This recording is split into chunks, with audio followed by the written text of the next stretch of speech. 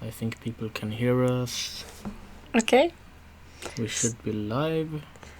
If we're not live, can you please write to Ellen? Okay, so hello and welcome to the Stockholm Chess Challenge. This is round 5 already. So we are moving forward quickly.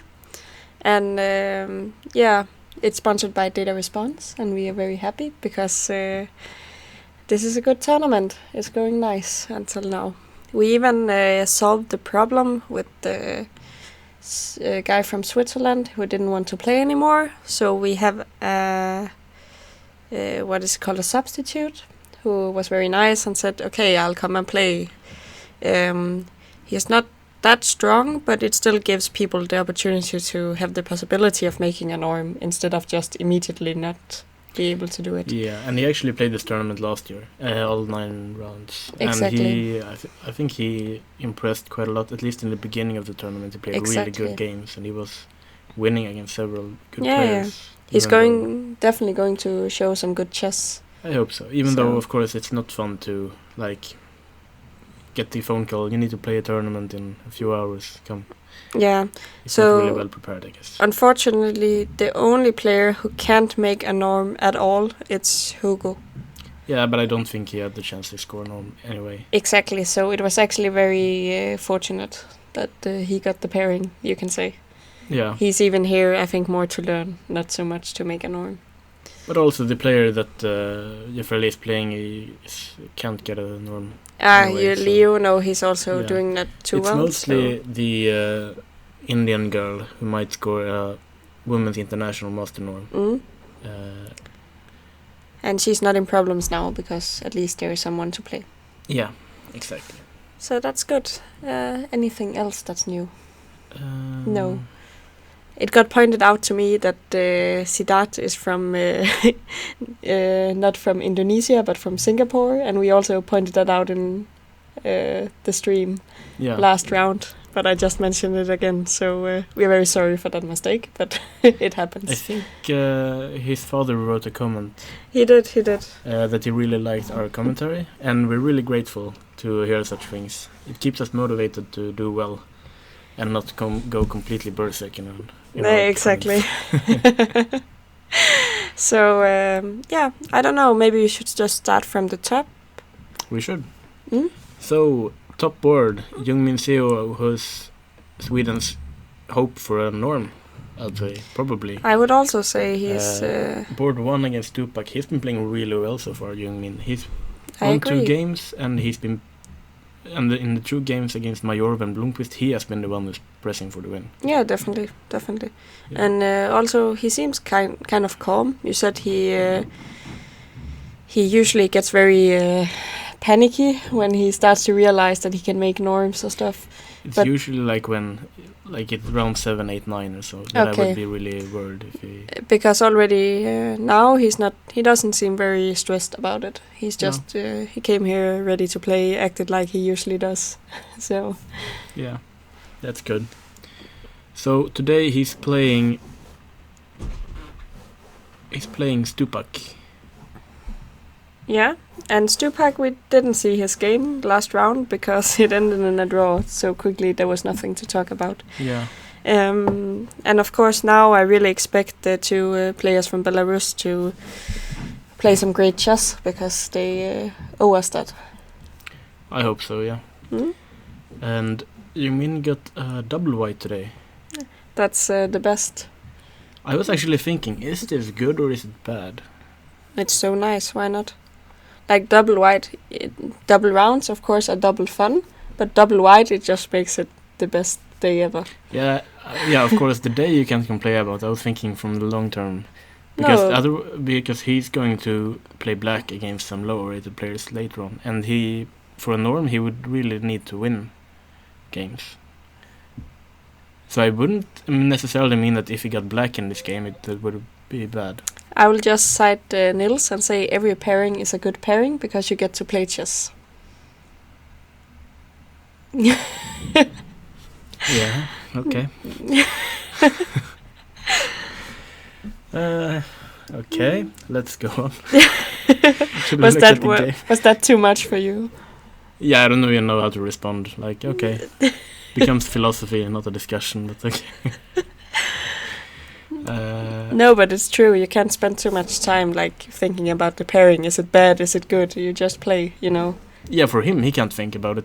I'm just a commentator. I can think about that stuff. That's true. That's true. Okay, so this is strange already. I don't know if this variation has a name, even though I have looked at it. Doesn't it depend a little bit on what happens next? Well, of course, White can do like Young Min does in the game and not play very aggressively. Concretely. Yeah. But I mean, there are two variations that are considered dangerous for black to use this setup. First one is F3, which I think Avruk recommends. Now I think they usually go like knight c6, e4, e5. And trying to get all the dark squares in the center. I think I've seen some games like that. But the line I've usually played is after bishop b7 I go queen c2. Because I want to go e4. And this is another way White can try to take advantage of black's setup. And now I've had some games they play d5 and we get this kind of position. Yeah. And it's like a Grinfeld where it's just better. Yeah, it's a better version of the Grinfeld. Exactly. For sure. If you go g6 I have a good Grinfeld. Some players have tried e5, which is tricky, but not tricky enough if White knows what he's doing. I agree. There is a nice refutation of this that you will have to play against me to get to know. But knight f3, e6, and suddenly we're back in normal waters. In normal play, yeah. So that's also what I used to do when I'm not really sure about the opening. I just play normal developing moves, and sometimes it transposed to something normal. And I think Young Min didn't think too much about it, but just played normal. But okay, he spent 5 minutes on the... I think I've actually looked at this line together with Young Min, but his memory isn't the best. So. You're quite disappointed every time. Yeah. I mean, like sometimes in team games, I've literally prepared with him against the exact opponent. He gets that color against that opponent, and he sits down, and he plays like something completely different than what we prepared. So I'm just sitting there on the next point like... Do you ask him afterwards, why didn't you play what we discussed? It's sort of difficult to get a discussion with him. But he doesn't really understand what I'm asking, I think. But he doesn't understand why you spend time on this, can't you? Wait, what? But on the other hand, he isn't the only player doing this. I know, for example, when you hear Pep with Nils, sometimes you have stayed up all night to fix some variation, and then he just plays something completely different the next day. But it's sort of different because he does his own work. Yeah. You mean doesn't? He just plays some moves. Yeah. But in this case, sort of similar to the Blomqvist game, I would say. Actually, I think it's some kind of hybrid between the... Yeah. I mean, the type of position is similar. I don't think he has anything special. But this looks just like a normal Queen's Indian, almost. Except we miss the bishop. Yeah, I mean, White has the bishop pair, but it's just a normal position. White, you have the e4 square. But here it doesn't Black just castle, play rook e8, e5. It looks very much like the normal. Or maybe put the knight on e4, like in the normal Queen's Indian. And then you're just happy to don't have this black bishop. I don't know. You don't know? I think you play these positions much more than I do. I mean, if I had to pick someone, I would pick White, but... Because if we think about a normal Queen's Indian, for example, you go something like e3 here, right? But the knight is not on c3. Okay, but let's say we did something like this.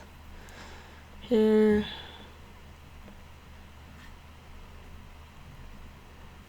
Knight d7, castle. Isn't it something like this? I've never seen this position in my life. Am I completely wrong now? I don't remember. And then you play e5, you usually put a knight on e4, but this knight is not here.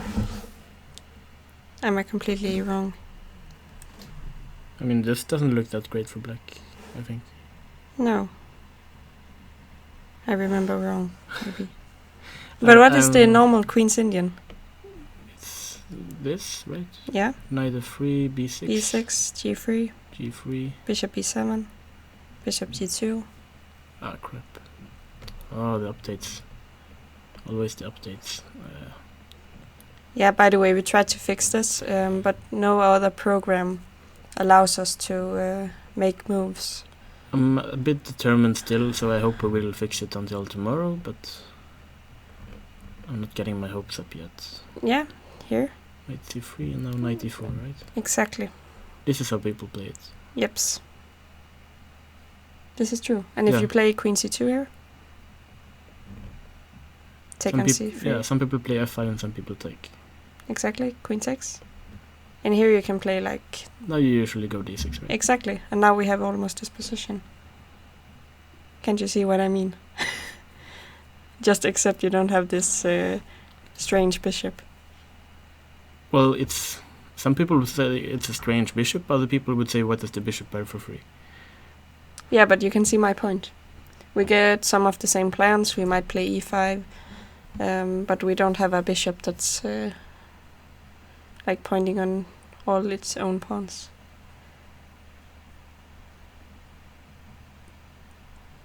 I'm not sure if I'm gonna change my answer and say white's slightly better. I think this position is equal, but it's just because I think it's a normal... for me, okay, now you can correct me. For me it looks like a normal Queen's Indian where you just switched off a problem. And I don't see it as a problem, I see it as white having a bishop. Yeah, I know. But these positions often get very closed. That's the thing. Yeah, but on e5 I'm not gonna play d5, I'm gonna play d takes e5. And I'm gonna try to do something to with open my the bishop, position. Yeah. Yeah, and it I makes think, sense. and I think Jungmin will do that as well. I think he's gonna play it extremely safe in this game. Probably, yeah. Now maybe rook d1. What's going on? b3? Aha, okay. Yeah, so he's maybe worried about black playing a4 himself. b3 is not... What? I'm just thinking b4 is not b3 is not that great, but it's not like a bad move either. It's just you prevent a4 and you get ready to play on with your normal plan. Yeah, I mean, I would consider a move like b4. Yeah, I would. But it feels too. like maybe it's Too a bit early. premature. Exactly, because we haven't castled and you might have some problems in the a4. Take knight e4 Exactly. and so on. Yeah. b3, it's a game. If I had to pick anyone, I would pick white, but... Yeah, I probably would say that black is fine. Yeah, I think so too. Very solid position. Yeah, let's look at the next game. Majorov is playing Hampus, okay. Oh, a lot happened. So, Probably another a long theoretical line then. opening I know something about. Yeah, the Semislav I know something about, but my knowledge about this is very limited. So, in general, I think this is a little bit passive for black often. These Yeah, A6 some people lines. consider this a bit passive. But it's...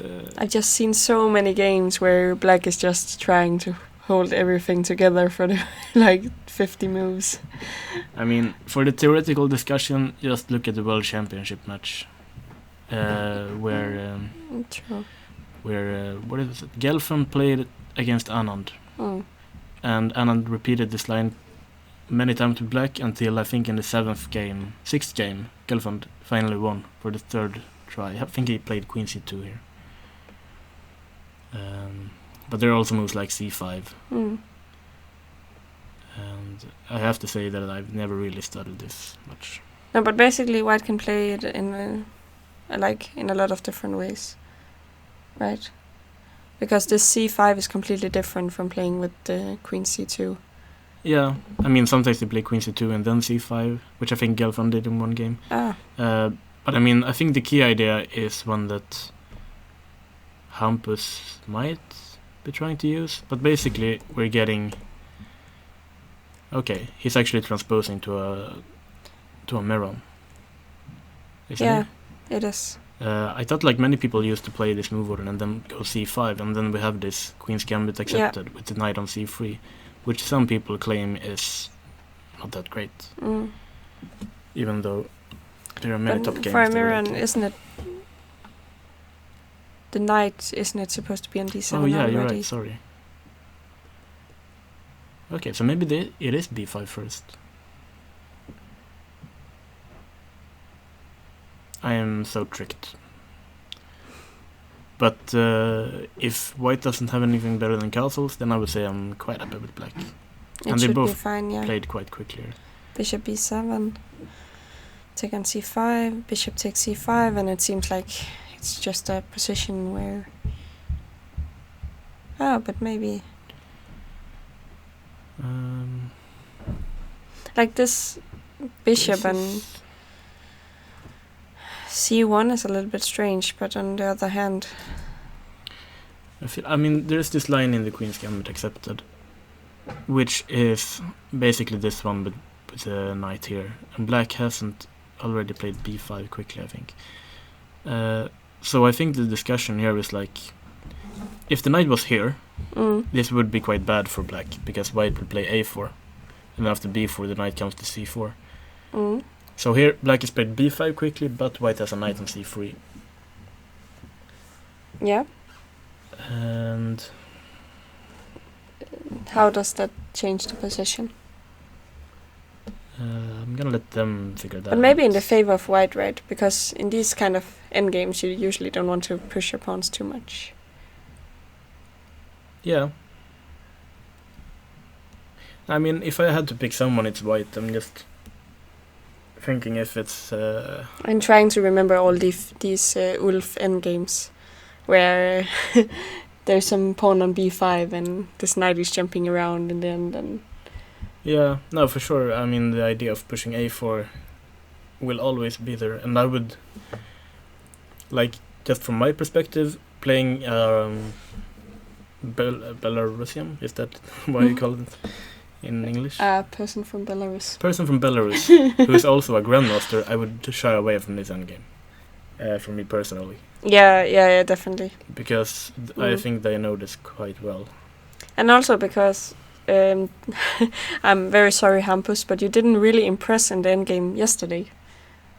That's true. So I would be slightly scared, because grandmasters tend to know their endgames very well. They do. But it will be exciting. I'm one of those people who really likes to watch these kind of endgames, because I think it demands a lot of great play to win, and it will be interesting since Mayorov is basically 200 points higher rated. I'm a little bit excited to see this endgame, but I'm just worried that it will be showing that Mayorov gets the chance to show his endgame technique. And but that's nice. Then we'll see what's the difference between being 2350 and being 25 something. Yeah, but I mean, I know Hampus personally. I would root for him. No, of course. Okay, so just to be clear, of course we I don't think we can... It's okay for us to root for someone, right? Yeah, I mean, it's way too late now anyway. But in general, we of course cheer for the Swedish young players, because this event is actually made so they have the chance to score norms. Yeah. Which is really nice, actually, to get this opportunity, and it makes sense that we are cheering for Hampus, and I do. But it will be fun to see, like, Mayorov is definitely going to press for winning this endgame, and we'll see if Hampus got the technique to not lose. I agree. I also want to say that I personally would never try to play this endgame with black, because it feels like you're always defending, isn't it? Yeah, that's the thing, right? I played one similar endgame once with white and I lost it. But it was many years ago and I was playing a grandmaster. Okay, let's go to the next game. Yeah, so Siddharth is playing Jugstad. Yes, so Jugstad, he didn't play so well in the beginning, but he's stepping up. He had a very nice game in the morning. Yeah, played a great line. Exactly, your line. And maybe he's making a huge comeback here. If he beats Siddharth, he got some chances to play a good tournament. So we see Siddharth is going for a very sharp English Slav, where black usually takes this pawn on c4 and hangs onto it like it's like it's water and bread. I understand. But Jukstad decides not to, and he plays bishop f5. And I think Siddharth is going for a line that I've seen Blomqvist play many times with very good results. Queen b3 very early, queen b6, and now, like I mentioned in Eric's game, he's gonna force black to be the one to take and give white the extra rook file here. So this is good because now we can show the point we had from one of the games yesterday. If they play this well. And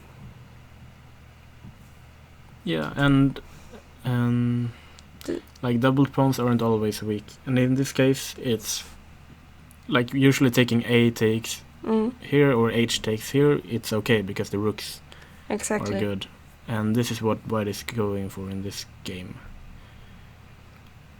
And I'm never too thrilled about these positions with black. I actually now we had lunch break and we were talking a little bit about Siddharth. The last game wasn't too good. Okay, he played actually great. He had some problems in the middle game against Khan, but otherwise it was a good game. He was defending well. But we talked a little bit about him actually playing in the Grenke chess, the open tournament, and he has apparently been doing great the last month.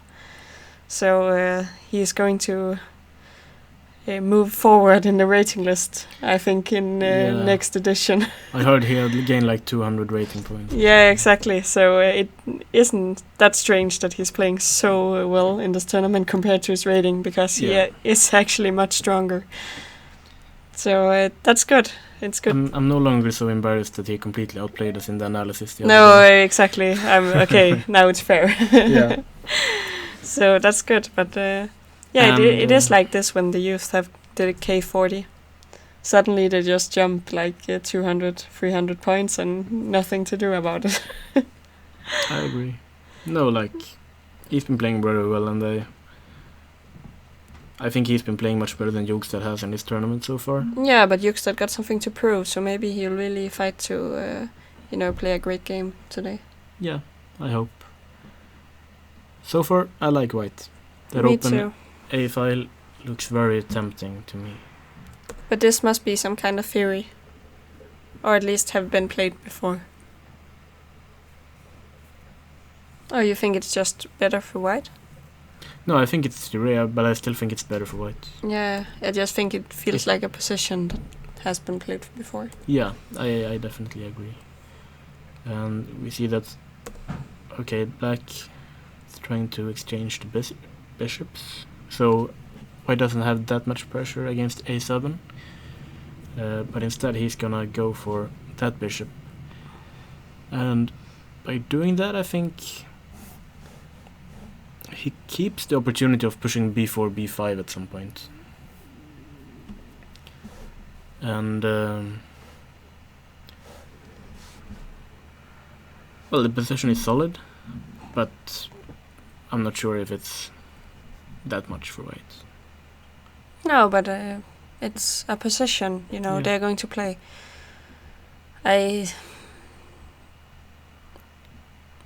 I wouldn't like with both colors. I think there's play. It's one of those positions. It looks very dull, but I think they're going to play a long game. Yeah, for sure. Knight h4. So what is the reason you can't play something like bishop c2 and just try to take this pawn?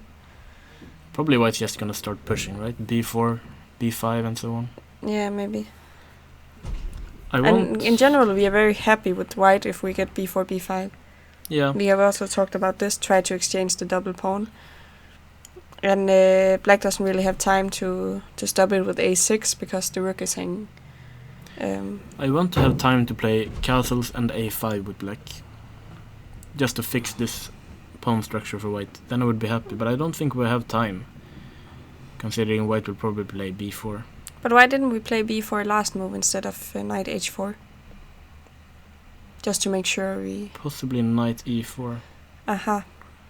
This we prevent by playing knight and if h4. knight takes, then he will take with the bishop. Exactly, and then we protect everything. Yeah, and now knight h4 probably is nothing. What happened? I played bishop e4 here.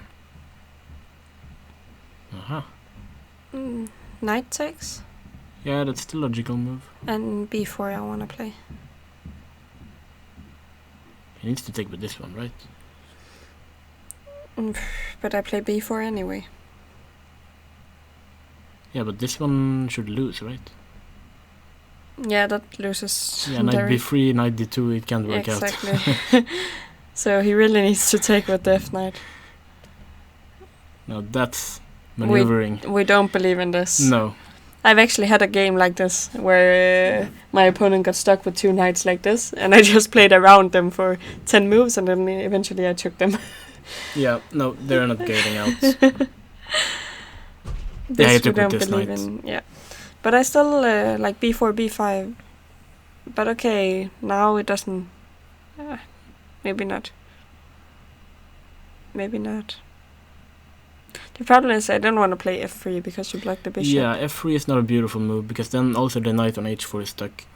Exactly. So maybe black is actually just completely fine here. Maybe e3 and I go with the king forward. e3 here? Yeah. Castle, I play king Okay, king e7 maybe. King e2. King e2. Should we include g5? Yeah, knight f3. Yes, so you have to go back and now maybe a5. To block. To fix those weaknesses. Yeah, the problem is it's really difficult to invade the d file because you can always oppose. Yeah. Maybe I can play...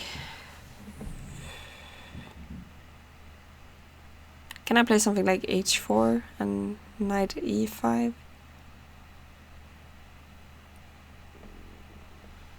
Knight e5, knight c5. And you just want to take this pawn? It's a pawn. I agree. I don't want to put my rook on a3. No, you usually don't. I think this is okay for black. This should be okay for black. At least okay for black, actually. I don't think... Yeah, okay, but you don't have to mess the position up like I did. I think black has actually gotten a decent version out of this. But maybe just b4 directly to stop a5. And then play something similar. We also have to watch out for moves like this, right? Oh, we can always play b3. Ah, you're right, you can play b3 there. Missed that. King e7 then. Yeah, play the same plan as I did before. e3. E3 first.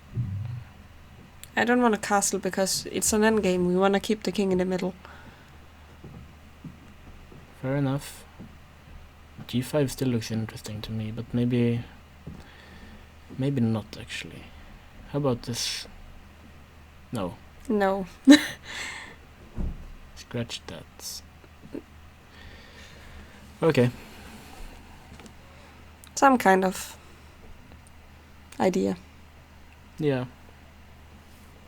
This looks interesting. Okay, let's look at the next game. Blomqvist. So, Flower Fox is not doing that well in this tournament yet, but we still believe in him. At least I do. And he seemed ready during lunch to win. I can't remember his game this morning. Who did he play against? Jungmin. Oh yeah, that was today, yeah. So we have the Najdorf. Don't say anything. We were sitting, there is, now I'm telling a lot of stories because you weren't here, so you can't relate, but me and Kenneskog and Blomqvist, we were sitting like on this rock up here where there is a beautiful view of Stockholm. Yep. It's a really nice place. And we were discussing that we should all start playing the Najdorf more because it's fun. And it's a lot of play for both sides. And now I think it's a little bit funny that somebody played the Najdorf against Blomqvist. Because we just said that it was a good opening for black because it's really fun. And he said he played it as a kid, but maybe should go back. Eric. Mm? He did play as a kid, but I think he lost quite many games with like Grandelius in long theoretical variations with computer lines up until 25-30. I think he actually won some games actually against Grandelius. Yeah, that's the thing, you know. I think it's general for the Sicilian that there's so much play for both sides that anything can happen, but you also need to know a lot of theory. That's true. So I like the Najdorf, but I've never really played it myself. It's sort of, for me, it's sort of the Game of Thrones effect. If everyone else is doing it, I don't want to do it. you're just one of those people who just want to be opposite of everyone else for no reason. Not only, but I mean, it's becoming less attractive. Yeah, I understand, but okay, I think you don't necessarily need to play exactly the same way as everyone else. No. I mean, when it comes to opening, I'm not that different from like Nils, for example. I love finding my own ideas and making my own. But I'm happy to see this. So Soham is the IM from India, right? Yep. So he has been doing like basic, not fantastic tournament, not bad tournament. Maybe a little bit below his expected. I think he lost the first game, but otherwise he's been doing okay. Exactly, and yeah, he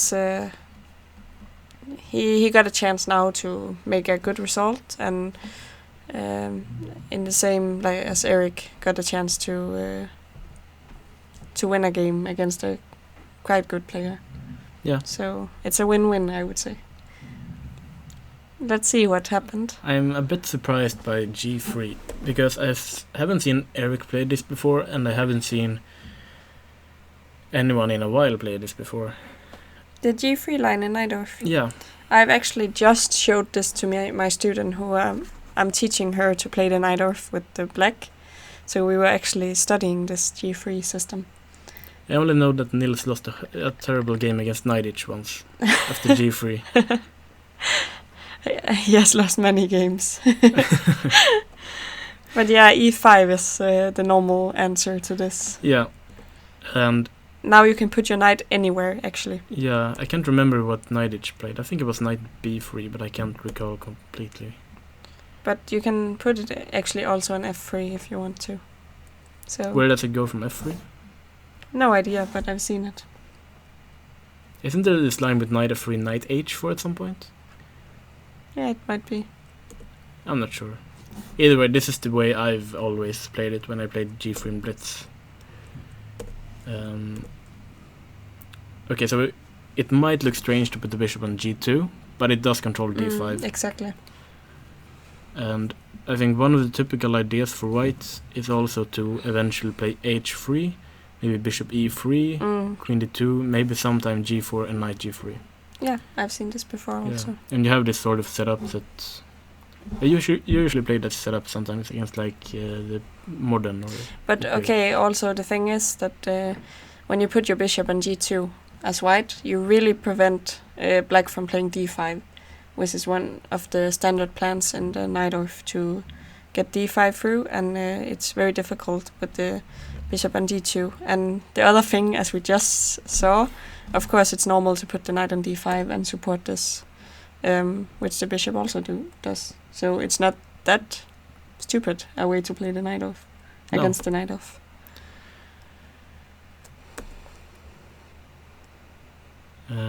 Yeah, I mean, as a rule of thumb, I think black likes taking on D5 when white has to recapture with a pawn. Yeah, but it depends. Like it becomes a different position because the plans are something else. You like to capture with the pawn if white doesn't have time to play like C4, C5. But you don't have here. You don't because of B5. So it makes sense to... Can you play... No, you can't. I want to try to push B5, but you can't really support it. B5? B4. B4. But you can just take it here. Yeah. I would assume castling at some point. You considered taking just now with D5 on D5? But you will take with the queen in the end. With the knight, or? No, I asked if you consider it. Consider what? Taking on d5. And if knight takes? I think you're misunderstanding me. I think so too. Okay, it doesn't matter. Would I consider taking on d5? Yes, because you talked about if white had to take back with the pawn, but you don't have here. Because knight takes. No, if knight he takes, had to bishop take takes. with the pawn, I would definitely consider it. Exactly.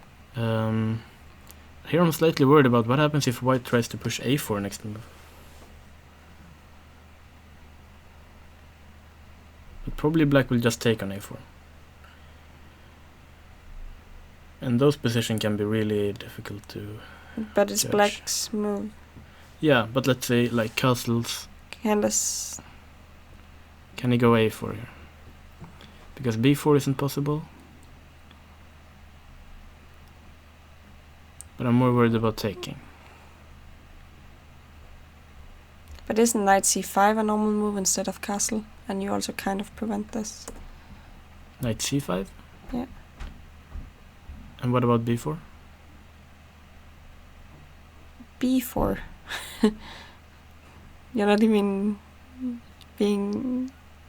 joking. No, not at all. I'm gonna play a4 next move. I'm going to e6, I guess.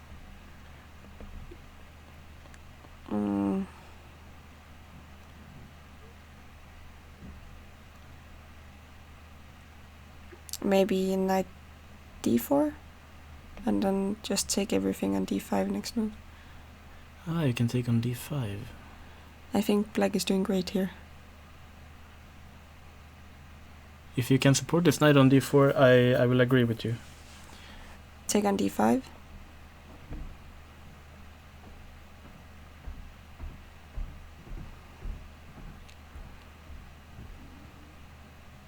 I think this is a very interesting position.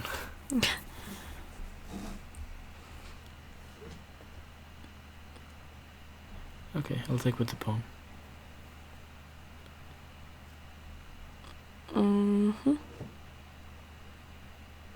Maybe rook c8 or queen c8, queen c7. Sure. Here, so here maybe. Ah, no, actually I can just play king f8, so my idea doesn't work. Okay. Yeah, I thought I could play queen takes, but you have bishop f6, and if I check you, you will just play king f8, and I'm not so thrilled if I have to go rook a3. Maybe I actually can play rook a3, But okay, I think black will develop normally with g6 or something. But it's a pawn.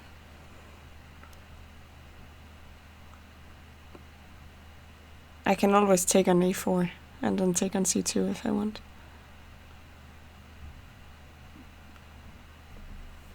So knight e4. Take on c2. So I take this one. Maybe black is fine. g6. This is a very long analysis. I know. We should go back. I maintain the idea of pushing a4. And if knight c5, I maintain the idea of pushing b4 and then a4. But Okay. but I mean, did he take in the game? No, we don't know what happened in the game. No, we don't know. They are thinking. Yeah. But it's generally a positional approach to the Sicilian. Yes, It's it d3. is. It is, definitely. And like I said, it is possible to play it in a more aggressive way with h3 and g4 and so on, like g3, bishop e3.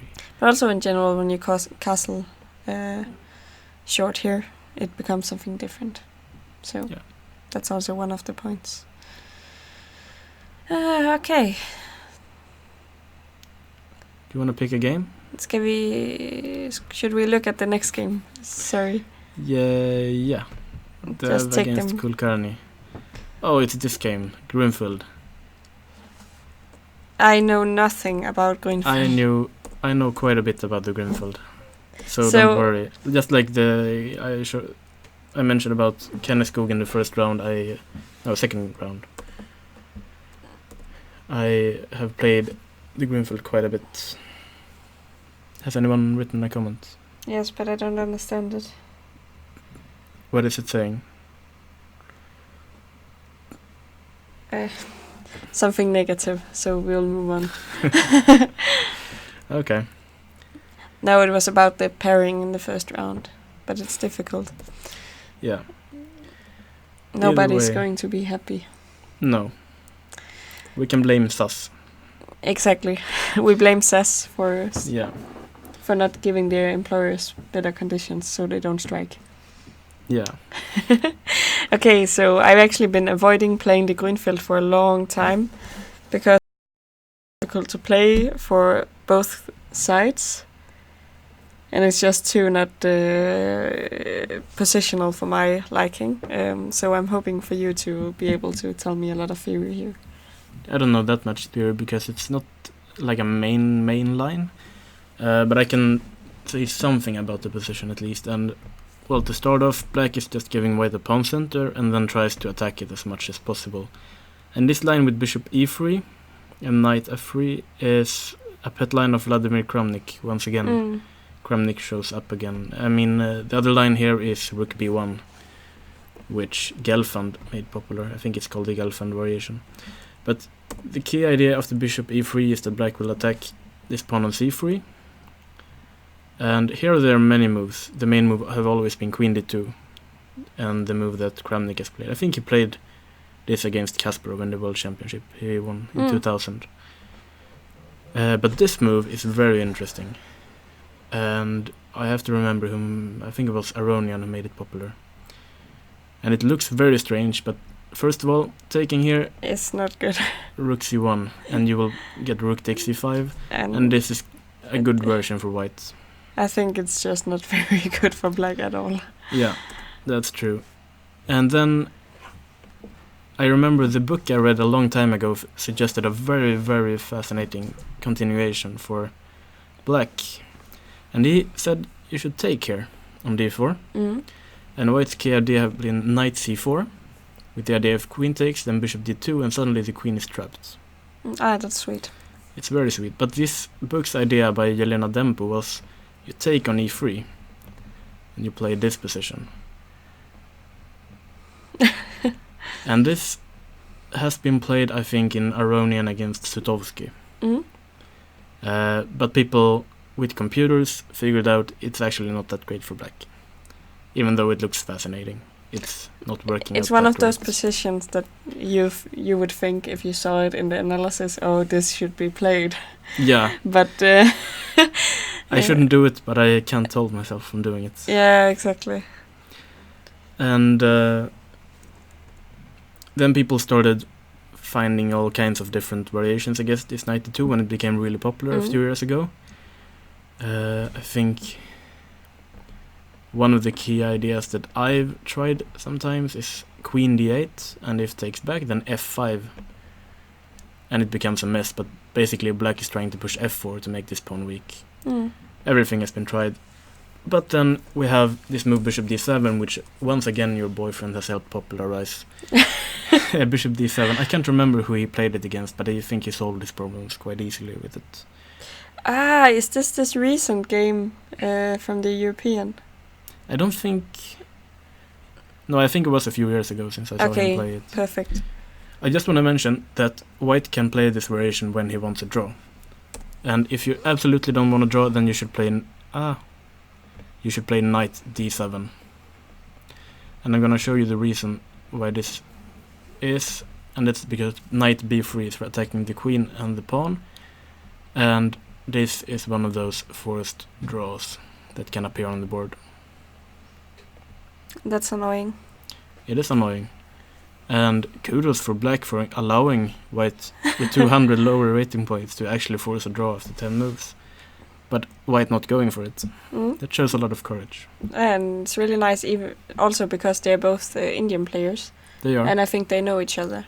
They do. So I like that they're just saying, okay, we play a position, we play a game, and let's see what happens. Yeah. Instead of forcing a draw. It would make this tournament very boring if all who knew each other were making draws. Yeah. Many people know each other in this tournament. So it's good. But also, if they really want to get a norm, they can't be playing draws all the time. They need to win some games. They're clever enough to realize that. I think so too, definitely. But I just mentioned it. So. Rook b1, and I am out of book. Rook b1. It's a normal move in the Grünfeld, often. All my clever comments now. It is. It is a normal move. Even though I'm not completely sure what's going on. I mean, at some point, of course, you want to take on b7. a2 is hanging sometimes. C takes and knight c4. All of this makes sense. If queen takes, still bishop d2 seems to trap the queen. I think you can take on a2 as far as I can tell. But baby, you don't want to waste the time. Yeah. And I was thinking maybe this is an exception to the rule and white should take with the bishop. What rule? That you always want to take with the c-pawn in the Grünfeld to have this nice pawn center. So in general, if we can say something about the Grünfeld in general, white always get this really strong pawn center, and black is like trying to attack it from the sides. Yeah. So the rule makes sense that you should take with the c-pawn because you want to make this center stronger and be able to push it at some point. But here, I mean, I'm not sure if bishop takes or c takes. They both look interesting. Yeah. But instead, queen a4 was played, and white is playing according to rule, keeping the pawns in the center, but the king moves. So this is interesting. I mean, the rook and b1 looks nice, so that's why I didn't want to take with the rook. But also the king in the center is... I would be a little bit scared to have my king in the center, but maybe he's going to play something like bishop d3 and king e2, and then I agree. Just move the other rook and then say my king is not completely in the center. I think if white has time to stabilize with bishop d3, king e2, then white's better. So if I was black, I would do something quite active. As usual. I mean, you pretty much have to in the Grünfeld, otherwise you lose. You want to play f5 here? f5 is definitely a move I'm looking at. Another move is bishop a4. What about knight c6? Exactly. It's definitely another move, but then I think d5. And also your pawn on b7 is hanging. Yeah, but I think... Okay, maybe not, because of bishop c6. Yeah, but also, yeah. Unclear. Knight c6, but then I think d5 actually works. And then you can take the pawn. What do you think about the position? Like, maybe it's objectively slightly better for white, but... It's very unclear, right? Yeah, if black plays too calmly and just tries to develop, then white is better. Because of the center. Because of the center, and all the pieces are very well placed. Sure. So if he gets time to play bishop d3, king e2, then sure. That's why I like moves like f5. It actually poses some questions. It makes sense, yeah. So black castled. Black castled, and I admire the spirit of not caring about the pawn on b7. And I think white is doing well to ignore that pawn. Because if you become too greedy in the Grünfeld, you might end up in trouble. And here I think this might work. Take bishop f6, and the rook has to go somewhere strange.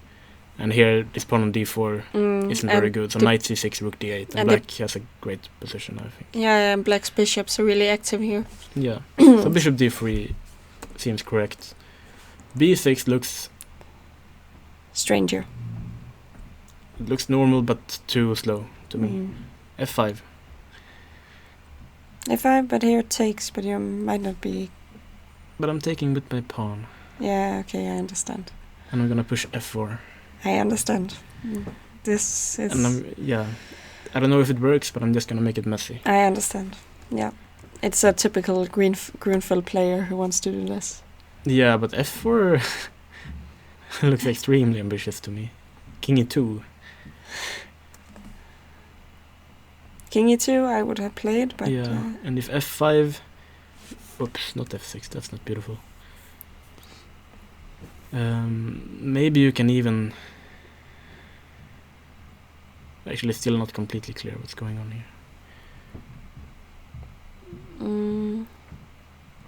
Can you push d5? D5. Just because your knight haven't developed. Possibly.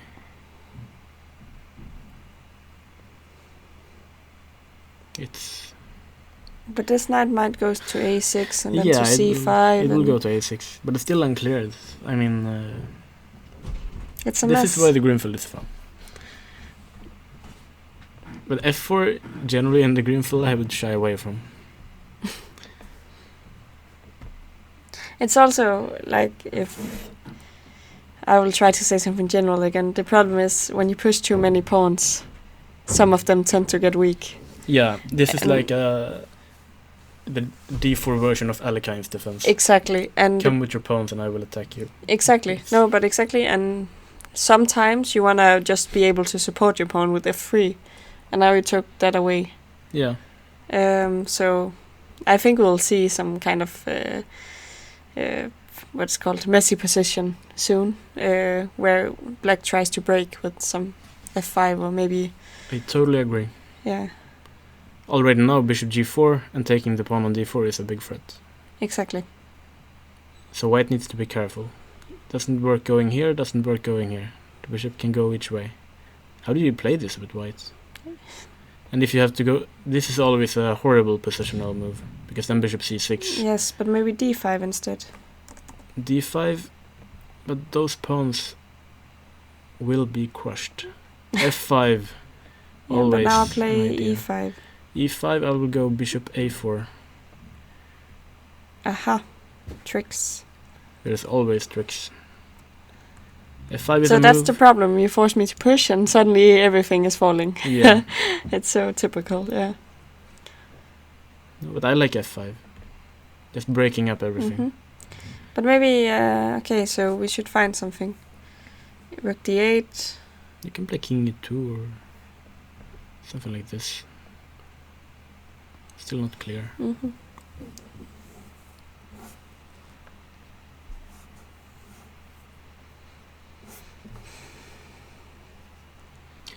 Yeah. I'm not a big fan of f4, to be honest. I think black is fine now, even though it's complicated. Okay, yeah, black is probably fine, but I think it's still a very, very complicated position. It always is. Yeah, and I think it will be one of those games where, you know, you'll play for all three results for the whole game. That's why you play the Greenfield. Yeah, that's why I avoid the Greenfield. Yeah. Okay, should we move on to the next? So, Kvaløy. Oh, this is an interesting match. So young Norwegian. We have the young Norwegian kid against the new Swedish talent. And Khan has... I think he's quite upset, actually. He had a nice game yesterday. Yeah, and he should have won. And last round, he was completely destroying his opponent and missed one move. Actually, I was looking at this after, and I figured after b5, which we thought was a really nice move, queen takes, instead of rook b3, he can just immediately play knight f6. I actually saw that as well. There was some tactical stuff. Exactly, and it just won. So it was very close for Khan, and I think he played a very long game trying to win this rook and knight against rook, and he didn't manage, and now he just wants to win, I think. He just wants to destroy this kid. But Kvaløy has been playing a decent tournament. Definitely. So far, so I think it will be an interesting match. Exactly.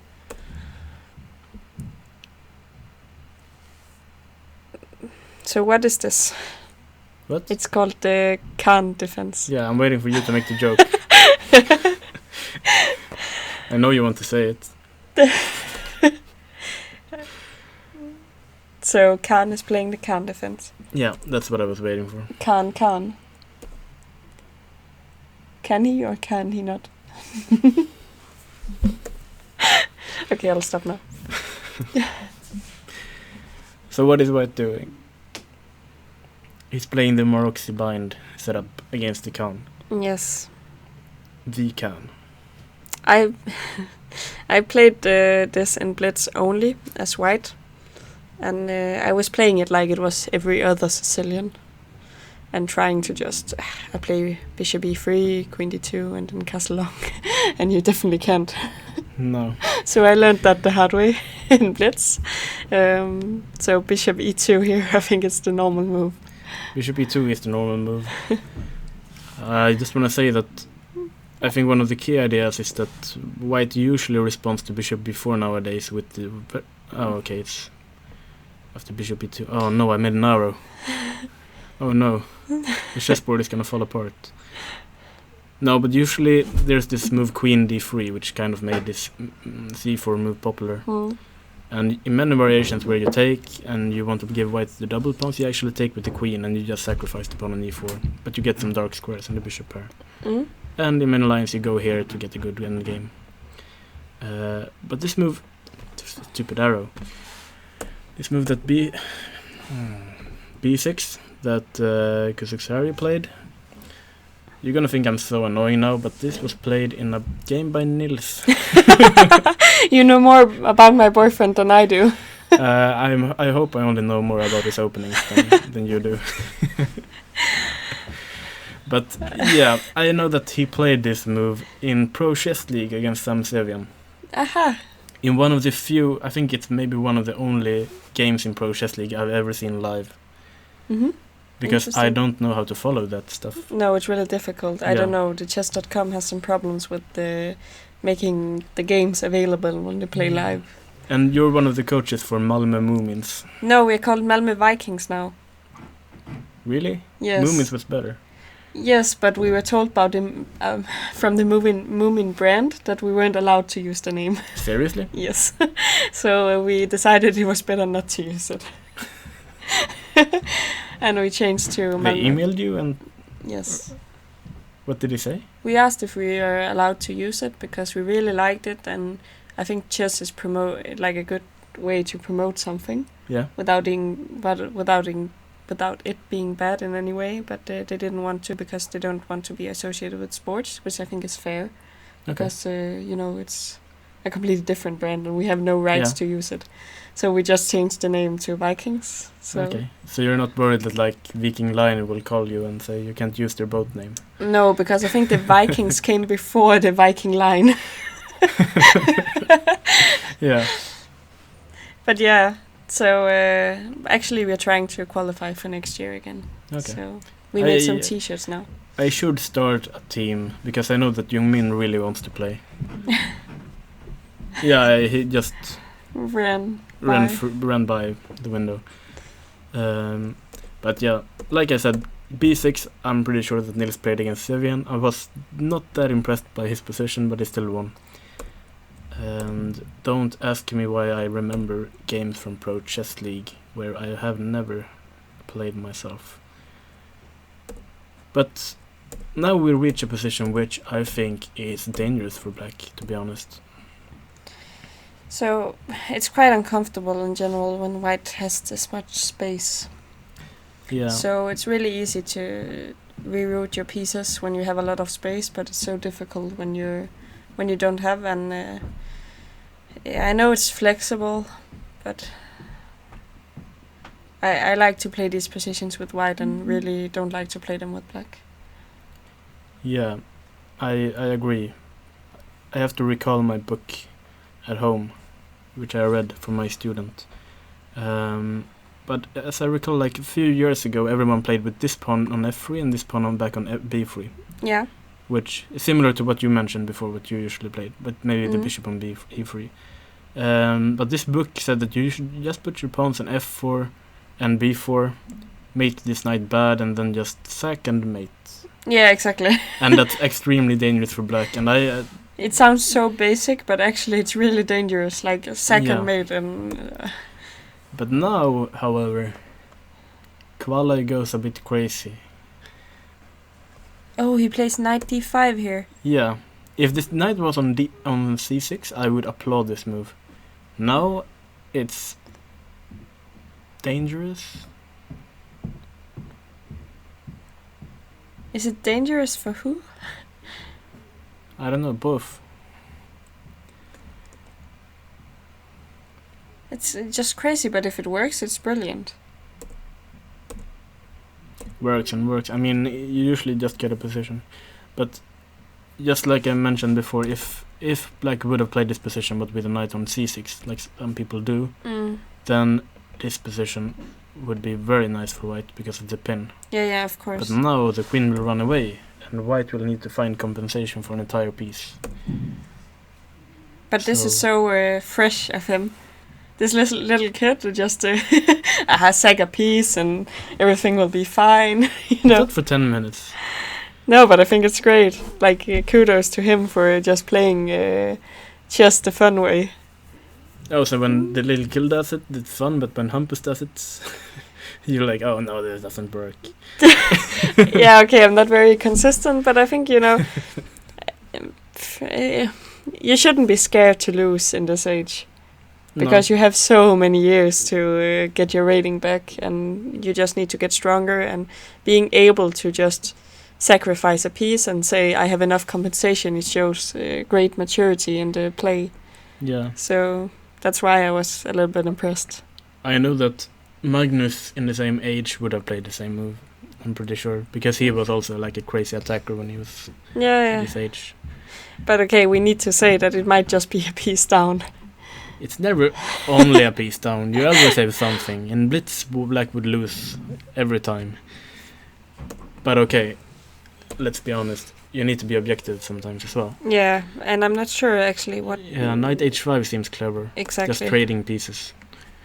And because like if you look at this position, there's actually this big threat of pushing e5 and rook e1 and so on. But this is a very nice move from Khan, I think. Maybe knight c6 is wrong.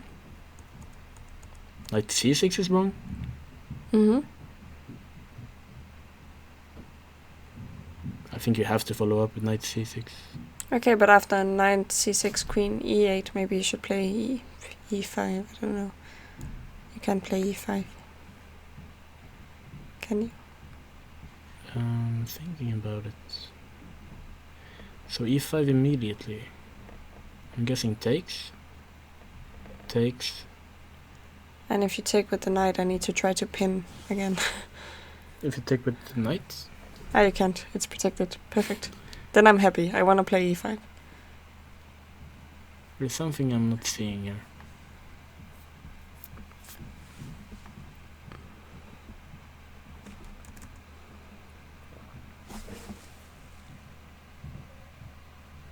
They must have looked at e5.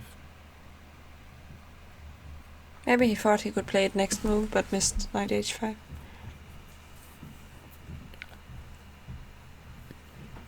Or it's simply... bad.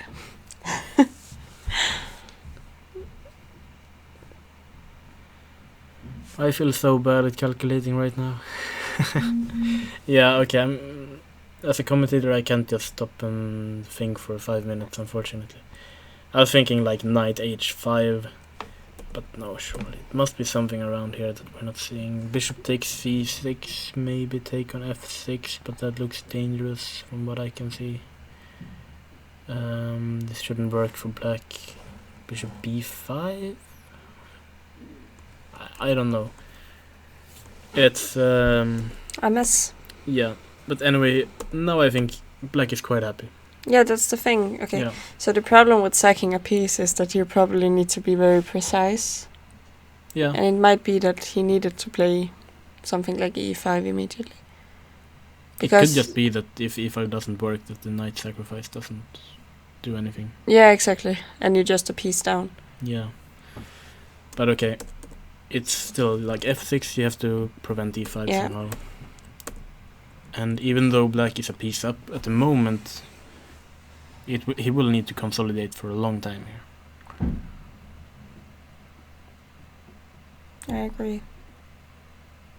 How many pawns is it? It's just only one pawn. So I will. My guess will be that it's better for black. Like quite good for black if he just plays maybe 4 more good moves. I'm not sure if 4 would be enough, but yeah, I feel like I believe more in black's position. Without suggesting a plan, because suggesting a plan would would maybe look foolish when I make mistakes. So basically, you should really try to avoid e5. But he already has by playing f6. So now maybe just play something normal. h5? That's not normal. Might make sense, but it's not normal. Yeah. I'm not sure if you can play normal in such a position, but yeah. Why not? Like, can't you just play queen f7, rook c8? White is not threatening anything. Or is he threatening g4 and that's why he played a h5? No, g4 I'm definitely not worried about. But then queen f7. Normal move. Queen f7, rook c8. Maybe b5. Fair enough. I was thinking maybe black's plan, if possible, eventually to push g5. And then get the e5 square for the knight. So black wants to push on the king side. But okay, why not? You're a piece up.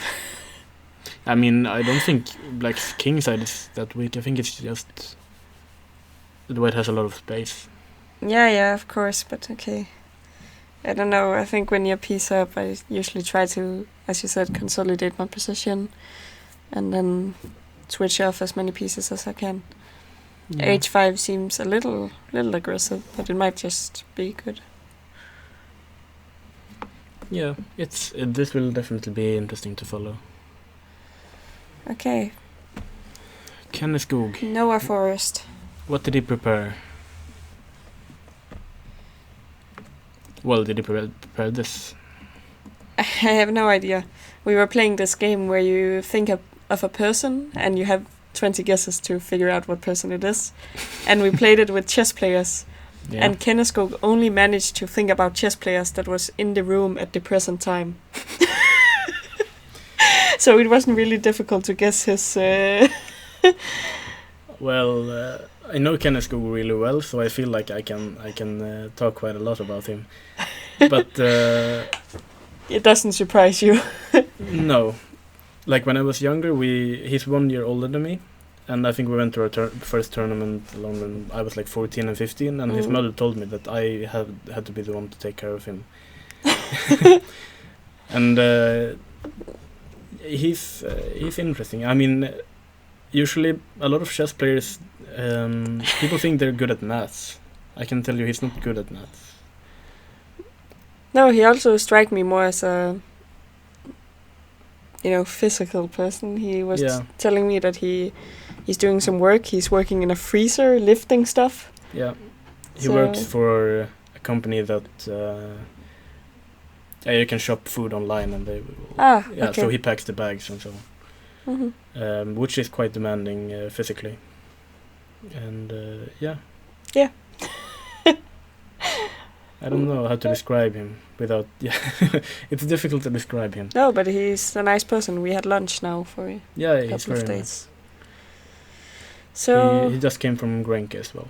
Where we told this yesterday. Right. I think he made a good tournament there, and he said he was going to play this tournament and thinking he would just continue in the same line, but he's so surprised about all these kids. Why are they so good? And I just laughed because like everyone else is just expected to be beaten by these kids, and he was just, it will be fine. Yeah. So do I get to say it? Say what? It. Say it. Okay, I'll say it. This line was popularized by Nils Grandelius. And I can tell you immediately that e5 is considered not the most precise continuation. He has won a very nice game in Sharia, I think it was. Do you have any other references? No, I only have him. But I mean, you must have seen it. The most critical line here is c5, and then we get this kind of position where he won, for example, against your friend Jesper Tybo in the Nordic Championship. Yeah. And he played 2 games against Cotronius, one of which he lost, I think, from a winning position. and then he drew from a winning position. So this is the critical stuff. I think he played b6. But this e5, and here we get to show the idea that we don't want to put knight on f3, which is why we delayed it. We want to play g4, knight e2, knight g3, and then attack. Look in the database. Nils has several games here. c6, I'm not sure. I don't think that's... If Nils is probably watching, he's like, yeah, that's my game. Yeah. I'm just thinking you should really look at some other games.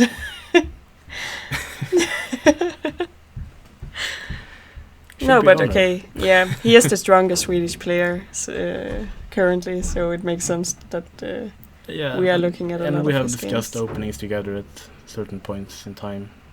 This is why we... All the time. Yeah. He asks questions daily. Daily. But yeah, Kenneskog knows this. I mean, I think all Swedish players started playing this line against the King's Indian when Nils started playing it. Because I've seen Milton play it, I've seen Kenneskog play it, maybe even Hampus as well. No, but that's good. Also, just that it, the youth players in a country, they need someone to look up to.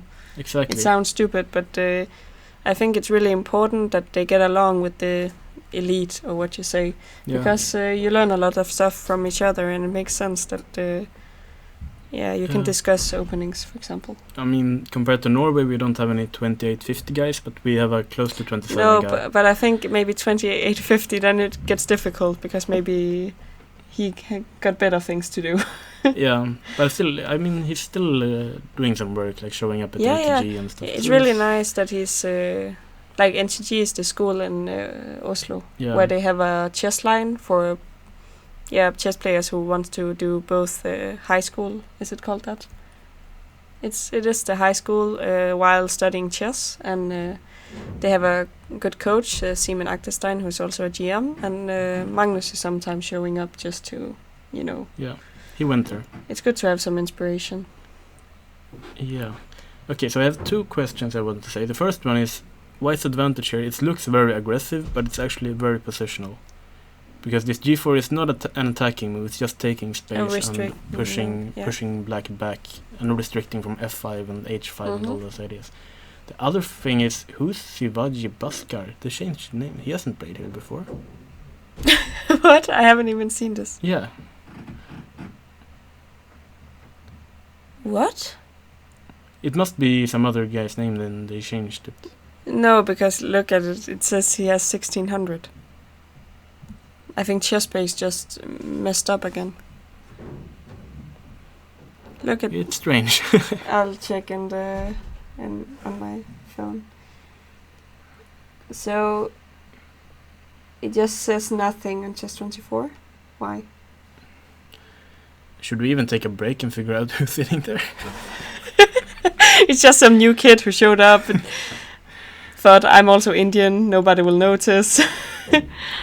Well, if it's looking at the moves, I think that black isn't really playing this well, because he just stopped pushing those pawns, because he's just making weaknesses, I think. Knight coming to c4, f3, go ahead, and taking space on both sides of the board. The knight can't go to d7 because d6 is falling, so already here... okay, this is quite interesting now, because black can play f5. And suddenly, what do I think about this? Okay, it's actually just losing material. I'm very confused. Shouldn't we take a break and figure out what's going on first? We should. Okay, we'll take a small break and write in the chat if you know stuff. Or just... Also, we need to take a break because I really want to figure out what's happening in Grenke. Okay, but see you soon. And write in the chat if you have any questions. We'll be back soon. We'll be back soon.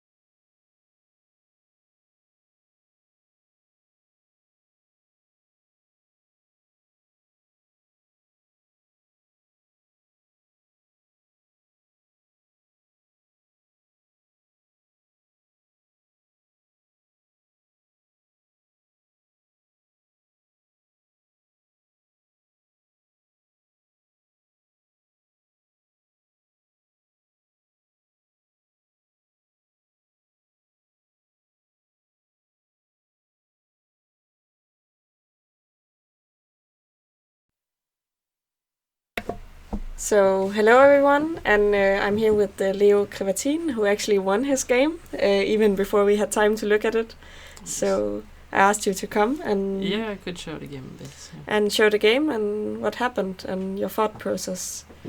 So, I'm quite impressed that you won this quickly, because you've been struggling a little bit in this tournament. Yeah, I decided just to play something, and then I got quite a good position. Because I lost horribly last round on time. I went wrong in time trouble and so it was quite relieving to play a good game, at least. I understand. And it's also good that you keep your spirits up. It's usually not that easy when no. Especially when you lose on time. So, you wanna... I can... Yeah, I used to play knight c3 here and go into some Nimso, but I decided to try g3. Because I saw he had a game in this from last year's tournament. I decided to try it out. So now it's some kind of Bogo Indian? Yeah, some kind of Catalan/Bogo Indian. I know bishop d2 is the main line, but I don't play this usually as white, so knight d2, this is fine. You thought knight d2 and then just play something? Yeah. Also, he might not know that much theory. No, I decided to skip the main lines, yeah. Exactly. And c5. Yeah, because he had a game last year against Erik Turn, as he had this position as black too, I think, but I liked a bit. So Erik Turn is another Swedish player, and they played this line. Yes, a FIDE master, and Turn was whiter, yeah. Did you look at this game before? I looked at it briefly. I knew Mohammed was winning at some point, but I think bishop d2 is forced, yeah, and then it's queen d2. I think Mohammed played in that game. I think he played knight e4. Aha, like this. Yeah. And then I think it was queen c2. Yeah. And then maybe d5. D5. I think it's actually fine for black, and I think Turn captured and then c6, and then I might be wrong here, but then came something like this. Knight c6. I think black is quite fine here, because black must play quite actively here. Yeah, I got some. And there is some annoying check on, possibly some annoying check on a5. Maybe it's b4 here. But he played quite passively. I just expected him to play something like knight d4. But instead he decided to... This is fine. So I decided to go knight f3 because I didn't really like that he got a tempi with queen takes d4 and knight c6. Yeah, so you wanted to take with the knight, which is natural. And I gave him some options to go wrong. I think b6 is good. And then you took with the queen anyway. Yeah. Why? Why did I take with... Because I thought, like, if he goes knight c6 now, there's some annoying things with queen d6. Aha. Maybe it was the same from the beginning, but I somehow feel like... If you can develop a piece, you should. Yeah. I don't know, but it feels better to take with the queen now. It makes sense. So castle also makes sense. Yeah, I think actually he should play knight c6 instead of castling, because. But can you play it next move? Now you played bishop d2. Now knight c6 is still a normal move. Yeah, I think he should. She should go there. And if I don't think this is good, because it's knight e4. Aha. And I think I must go back to d1. And maybe f5. No, not f5, d5. Yeah, then maybe even go something like this, bishop a6. Because I haven't castled yet, and b3 maybe this is a weakness there. Yeah, but I'm thinking like also this pawn on d7. It's not that easy to know what to do with it. No. Because if you go d5, you get some kind of isolated pawn, and if you go d6, it's always weak, and if you keep it, it's also some kind of weak. Yeah. Right. So maybe it's a little bit pleasant for white here. Yeah. Maybe I could sacrifice the c4 pawns sometimes. But he went bishop b7, and I decided to go bishop g5. I was quite satisfied with that move. Yes, I understand. Because if I would castle instead, if I would castle instead, I think yes, now it's knight c6. And then he comes with knight e4, and if I go here, I think it's also knight e4. And then he gets time to develop. But bind with bishop d5 is quite annoying. Maybe here you have time for d5 and take with the knight. Yeah. And then try and to black is then follow with the rook on c8, exactly. maybe queen e7, rook f d8 and such. And black should be fine. Yeah. So it makes sense to play bishop g5 because you're also threatening to give Yeah. him some kind of weak pawn Yeah. structure. Because we looked at this, I think we came to the conclusion that he must play h6, even though it seems bad to damage the structure, but as it went in the game, it went horribly. Okay, so I would probably just take. And I think queen one must takes. take, and then queen takes, and then queen takes. And we get this kind of position.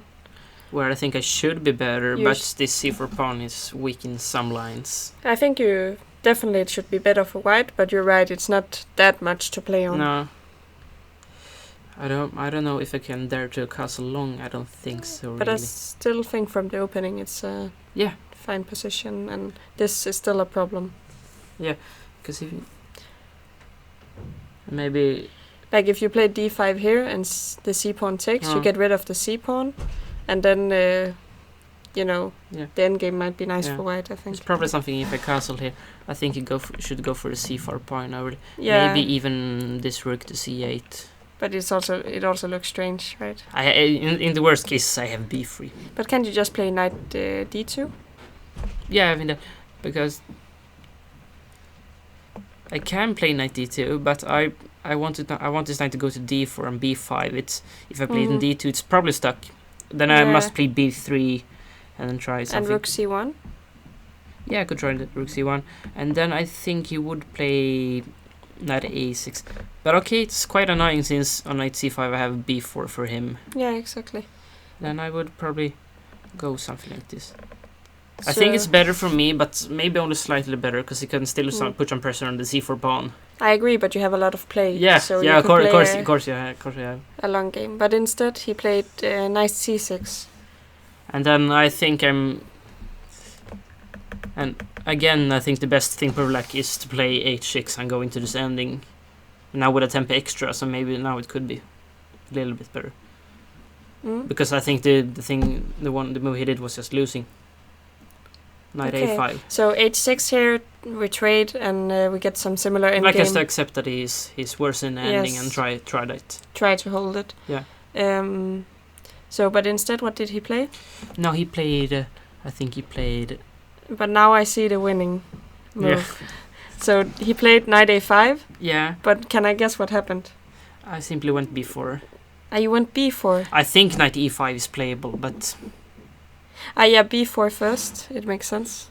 Because I'm looking at these tactics always. You at some point play knight g4, and this bishop is a little bit. Yeah, but I think I looked at this in online, but the problem is simply h6 here.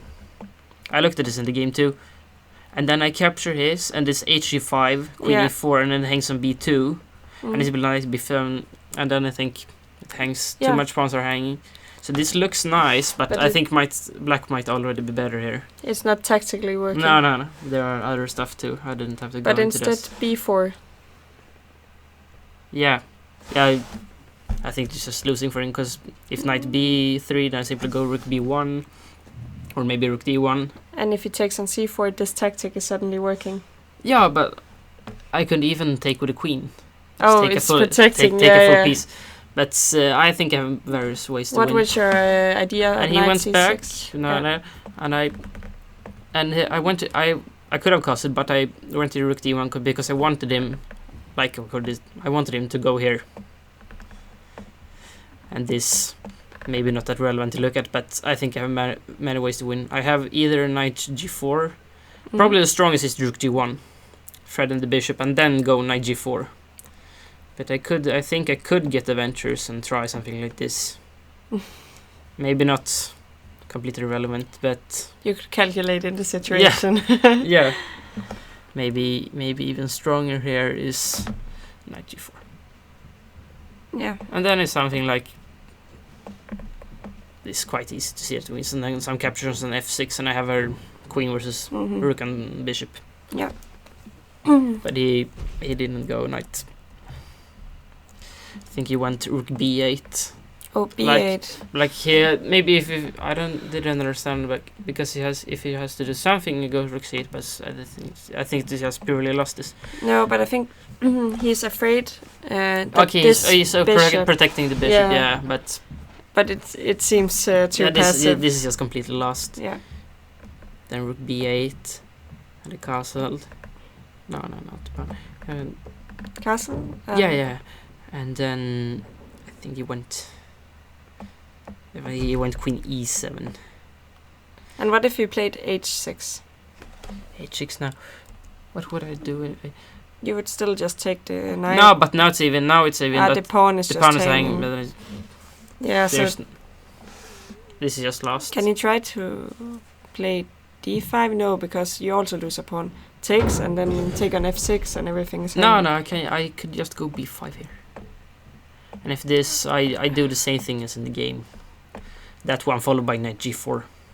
No, but okay, yeah, maybe this is also really good, but I thought you can even just take the pawn. Yeah, I simply take and take on f6.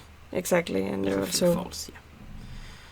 But I should be a bit aware. So, of course, I'm better in this ending, but What you were thinking might be even better. I don't know if I, because probably if I capture directly on d5, I think Yeah. there is. But I think maybe Knight knight h4. Yeah, this just loses. Yeah. And I go knight 5, capture on d5 and such. This is just horrible for black. But I had some nice lines I wanted to play, but didn't get to play because. But you can show them. Yeah. Okay, he went queen e7, Yeah. and then b5. There's maybe I don't know the difference, but he maybe wanted some pawns, and then came that one, and this. I think you have many moves to win here, but I thought it would.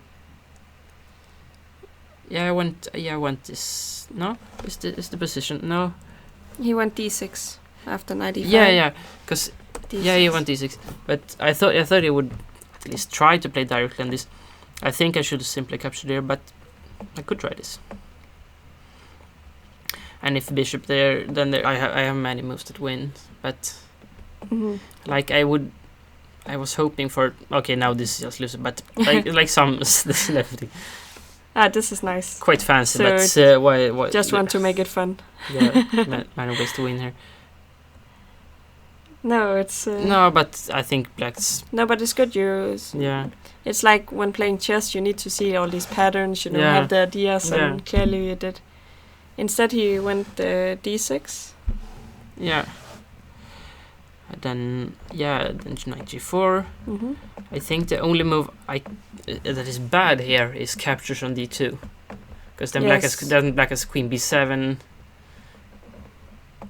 and then like king g1, knight g4. Exactly. And now I'm not sure if I'm winning even anymore, or maybe I am, but it's not completely winning. I think black defends with f6. No, okay, then it's hang on e6.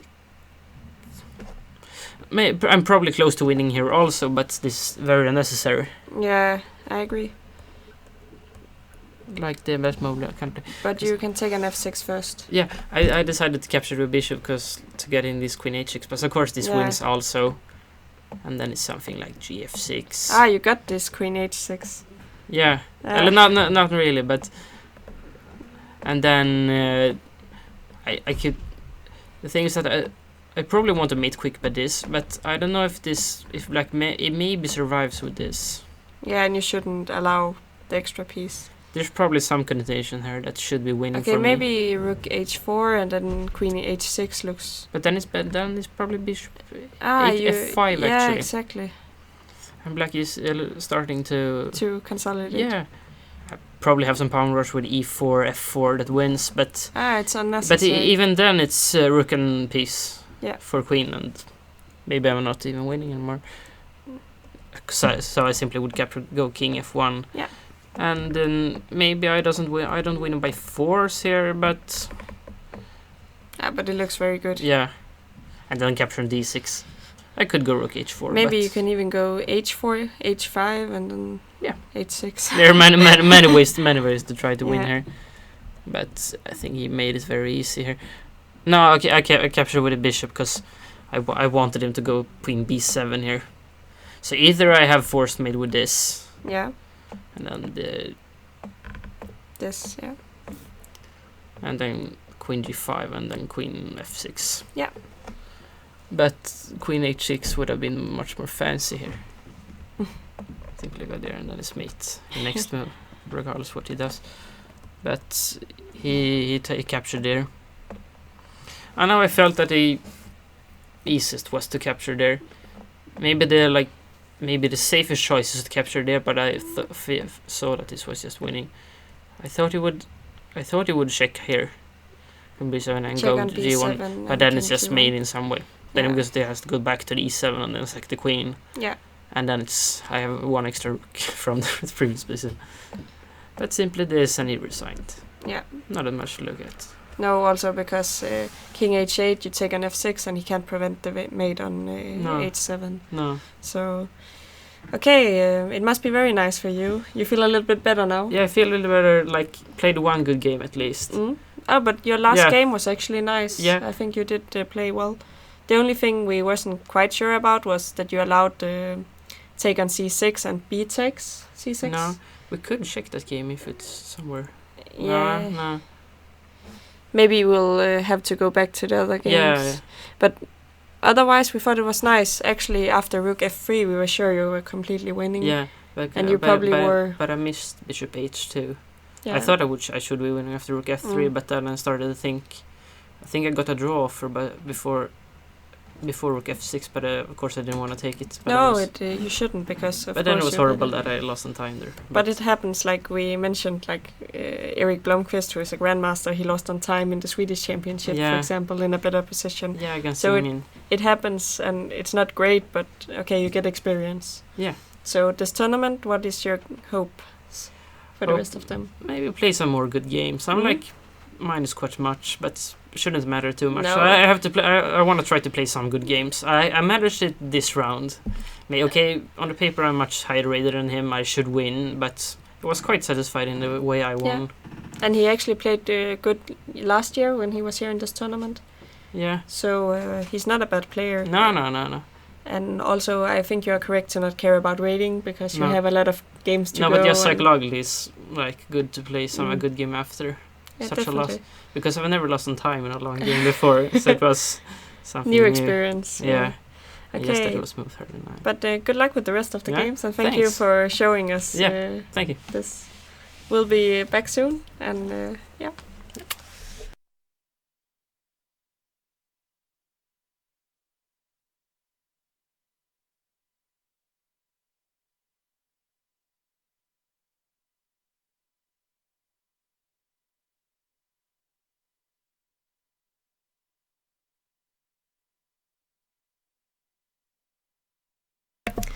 Okay, so that was nice of Leo to show us his game, and I think, as he said himself, it's very nice to win a game when you just lost on time and Yeah. you haven't been doing too well. Oh, it should be on camera. And also, it's good that he's keeping his spirits up. He seemed very happy, so that's nice. Yeah. There's only one game we haven't checked yet. It's the... Yeah. Oh, we should mention that in our program, it's saying that Kenneskog is playing some... We don't know We don't know what the name is, but it's not the name she usually has. exactly, because this is the girl, Civita, playing, and she's black against Kenneskog. But I think we should start with the Hugo against Trust game, because they're all like in this end game, and maybe we should just quickly go through what happened. Yeah, I'm curious what happened here as well. Exactly, and I think we should handle the computer. I should handle the computer. Once again, we have a Khan, it seems. But not Khan playing this time. No. And not c4, but knight c3. And once again, Hugo plays a3. Mm-hmm. I don't know anything about this. I know you can play a3. I just haven't studied it. But I think usually you combine a3 with something more aggressive than f3, right? I would guess. So I'm not completely sure I'm that satisfied with... His opening. Yeah. The coach is not happy. No, like even... People can even consider pushing d5 at some point. Mm-hmm. Which usually shouldn't be recommended. But also castling long with a3? He's trying to get similar stuff to what happened to Jogstad, but maybe he's too ambitious. Yes. Also, this English attack, it isn't working that well against the Khan defense, No. if I recall correctly. Yeah, but okay. I see him playing the same moves. Yeah, it's the same moves. But I'm thinking, why isn't black playing c5? Or castling. Oh no, that might be annoying because of bishop b6. So c5 actually. Yeah, c5 looks very sensible to me, and what am I missing here? And next move just castles. I don't understand it. Me neither. It looks very natural. And actually the attack on white is going to be much quicker than the attack on black. Yeah, no, this is strange because Attack suddenly on black, that sounds like a song by AC/DC or something. possibly you're the one who listens to that stuff. Um, But now I think that maybe White got more than he deserved from the opening. yeah, because this queen on c5 is currently just blocking the black bishop, Yeah, black-white bishop. and also preventing black from castling. Queen e3, and black is rerouting this knight to a nice square on e6. Okay, but this makes a lot of sense. Also doing it before castling because it gives you an extra move. Unless white is very quick. So obviously if black were to castle now, then this would be a horrible position. Just look at that thing on b7. What is that? Thing. An extra pawn. Yeah. No, this is positionally lost, I believe. But of course black isn't going to allow this. He plays knight d4, but then f4. And suddenly things start to heat up here, I think. But I think this looks nice for black now. I think so too, but I haven't calculated it. I think stuff are getting quite sharp. Maybe, you're right. But it's actually interesting. c3, and suddenly I think white blundered here. When I went past the game, it seemed like he had missed this move, and if you take back here, you actually have queen takes f4. Oh, this is some kind of Nice tactic I fork. would walk into every time. Like against Hambleton? Exactly, like the game against Hambleton. Yeah, but this is like even worse, because he went here, and now it's the same fork. Poor Hugo. It's the same fork. What's that saying, like, fool me once, shame on you, show me twice, shame on me? Or, Exactly, yeah. no, it's... So someone mentioned that Edwin Trost is playing very fast. But it works, it seems.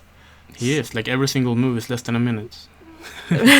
But it seemed like it has worked so far, because I would say his position is quite good. I agree. On the other hand, Hugo is going to do what he can with the d pawn. I understand.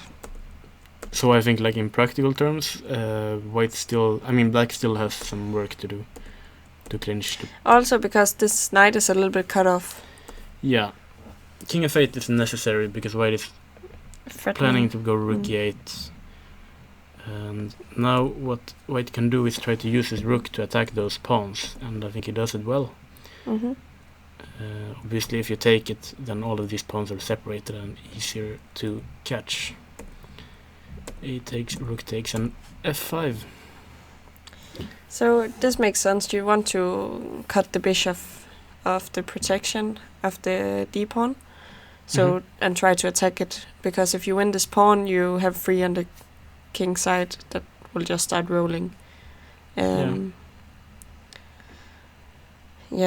I don't know if I have a lot to say. You said black would have a lot of work to do, but this looks just winning to me. Do you think it's that easy?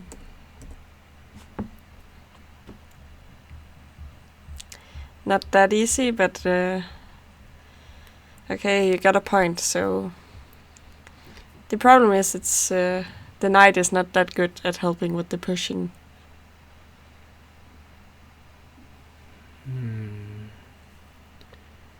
Can I tell a story, or is it too much? Tell a story.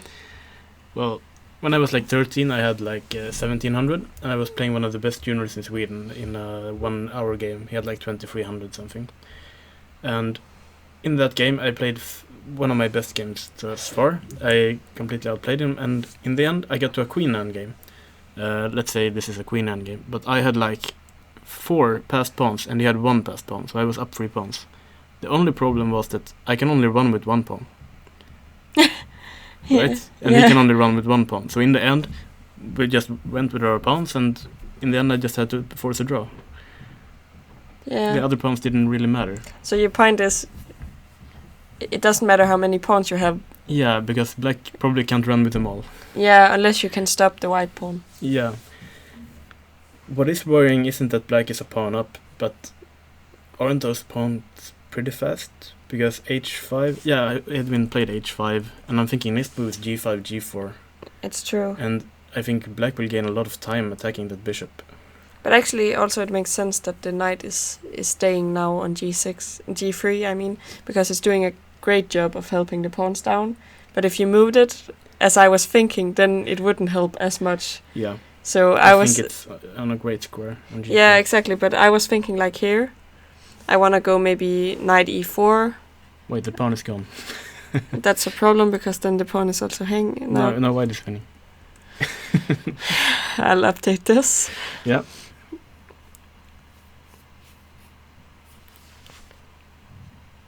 It's some kind of wizard board, this. Wait, did we make a shout out to Magnus?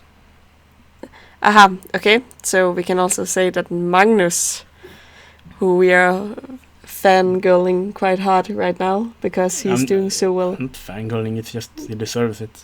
The way he's playing. Come on, you're quite a big fan. At the way he's playing now, yeah.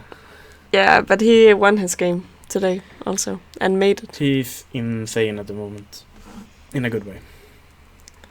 So, and, yeah, but what I was looking at was I wanted to do something like this, because maybe I wanted to check and, try to but now you're control. Yeah, because you can take Yeah. it. But if we don't say there is a tactic, then it suddenly gets very difficult to run with the pawns. Yeah. Because you can't support them. But if you keep your knight on g3, which I didn't consider in the beginning, you actually can move the pawns quite easily because of h5 as he played. Yeah. So Martin was really was thinking a bit further than me. b4, and I'm not sure. No, g5. G5. I don't think white just simply isn't fast enough. Like b5, g2, you have to go bishop g2, h4. Is this dangerous? Maybe you actually have to care. No, h3. Oh no, not h3. b7. I didn't want to play h3. Go back. I want to play... No, I can't even play that. Maybe this is a bit trickier. That b pawn is quick.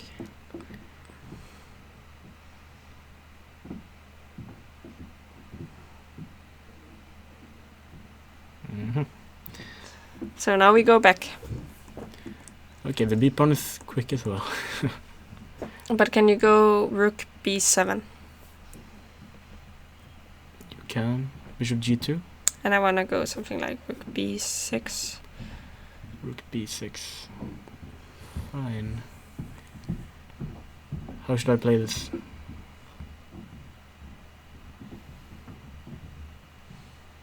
I actually have no idea how to play this. Where should this rook be?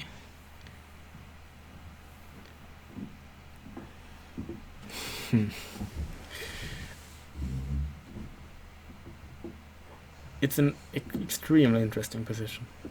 You have to admit. I'm just very impressed with this Edwin Trost. As was pointed out in the chat, he's playing so incredibly fast. You're not impressed when I'm doing it. No, because he's actually playing, I think, good moves, but he might have had something better. I'm not.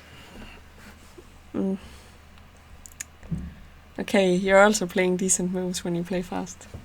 Yeah, when I think something has gone wrong. As like Magnus. Yeah, sort of. He also plays quick. B4. No, I agree. Maybe rook b7 has to be played. Maybe you should even play rook c6 if you gain time from this or not. Can you play g5 still? Uh-huh. Okay. Yeah, don't worry about it. And I put on my running shoes. Yeah, I thought you couldn't, but you could. And you did. Okay, but it will be interesting to follow this game. But I think maybe you should move on a little bit. Alright, sure. So what's going on? So I wanted to look at the Kennesko game just quickly because we left off just before the break because we were really confused. We left with the bishop h3, I think. Yeah, exactly. And black has to sacrifice an exchange. An exchange, exactly. And yeah. how is I'm the gonna say position? it's a sacrifice, but I'm not sure. It could have been a blunder. But to be honest, there is some compensation. Yeah, that was what I was thinking. Like, okay, it should be better for white, but it seems like there's kind of a lot of compensation suddenly. Because if you go with this knight to f4 and you have to take it, you take with the rook and suddenly h4 is hanging.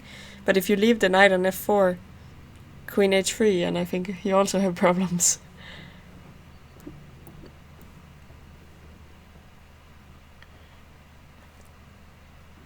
Don't worry about me, I'm thinking.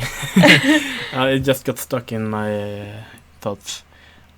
I agree, knight f4 is a problem. I'm just gonna... Where do I put the rook? I think is a big question here. I'm not sure you can move it. Yeah, that's what I figured as well. I was considering if you need to play rook h1 here. A1? H1. I know it seems completely stupid, but just to not lose. Because I think I will go knight f4 in the next move. But the thing is, I'm not that worried about knight f4. I'm more worried about knight takes c1. Because I feel like if I... Let's ignore this. Which piece do I move? Let's say queen d2. Knight f4. Knight f4. I'm gonna take it.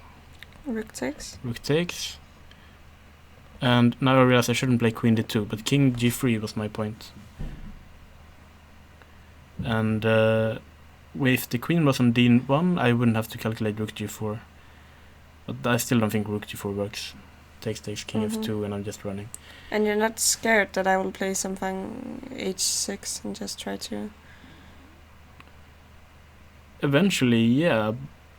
But I also think it takes time to get to white's king on g3. Why not h6, queen d8? Yeah, but like, there's a rook against the queen as well. Okay, start with queen d8. Queen d8. And let's suggest maybe...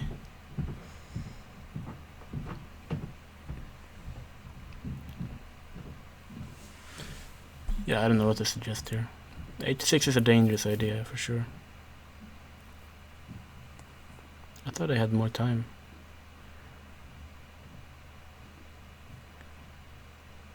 I don't know, this rook on f4. Queen e3. And then I suppose you have something against h6. I always do.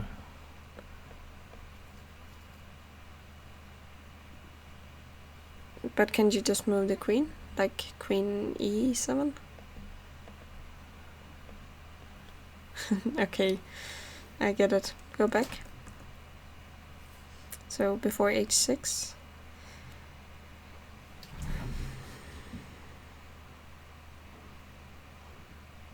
What happens if we play like something like bishop h6?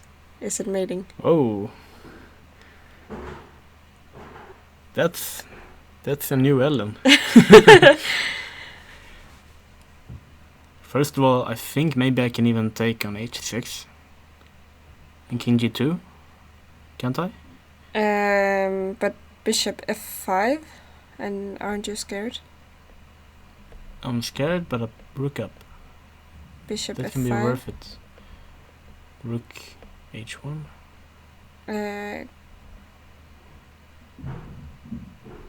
Queen g5. King f2.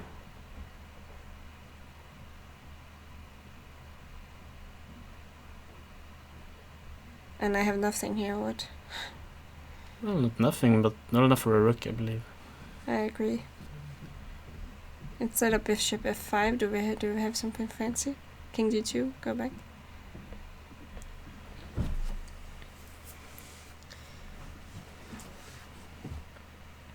I'm gonna play rook h1 against everything, I guess. What about rook f5? And okay. Now we're getting somewhere. But maybe F4? You can't play, I'll take with the pawn. No, yeah. F4. Take with the pawn. Queen e6. This is chess. Complete mess. What happens after the check on g5? Your check. Yeah, but I can't play. I thought I could play bishop f7, but you just take the rook. Yeah. Yeah. This position is so much fun. Yeah, the problem is I can't go to h8 because I'm mated. Queen c8 mate and king f8. I might take this pawn with check. Exactly. Yeah. Okay, but this was sort of a dream variation because there's still a big problem that the rook is hanging. I was just saying knight f4 might not be the end of the world if we can defend properly. No, but I understand he's spending a lot of time here. I would too. Yeah. I mean, but where to put the rook? But also you need to be sure your king is safe. That's the thing. Yeah, I mean he can't move the rook before he calculated that he's not getting mated. Yeah, and for those of you who are wondering, if we take on d6, threatening the queen in different ways, queen d7 I suppose is the problem. And it could very well be that this is what white should play.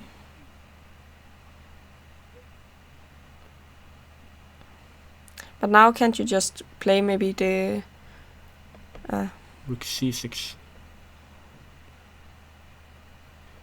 And now we have to look if we're getting mated. But I feel like the pawn on d6 is quite important. Yeah. So rook takes. Now we also have queen e1 as a resource. But okay, now I also might push e4. Yeah, okay. So let's start with king g3 anyway. That looks very safe. Yeah. You just want to play this move. I'm so bad at mating people. No, but I actually think black isn't.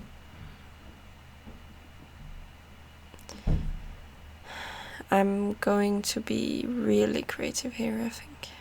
You have to be. So this is... No, I can't.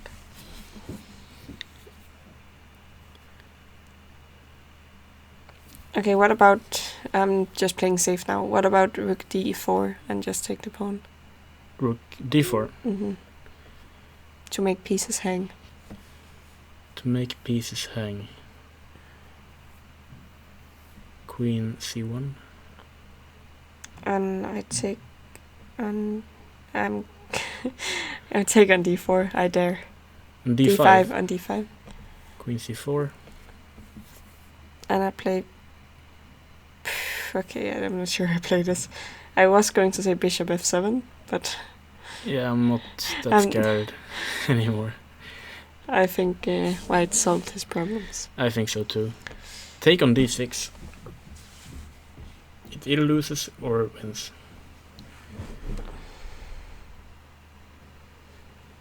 But I mean, there are a lot of... I think like at some point breaking e4 is definitely an option. Can you play more aggressively?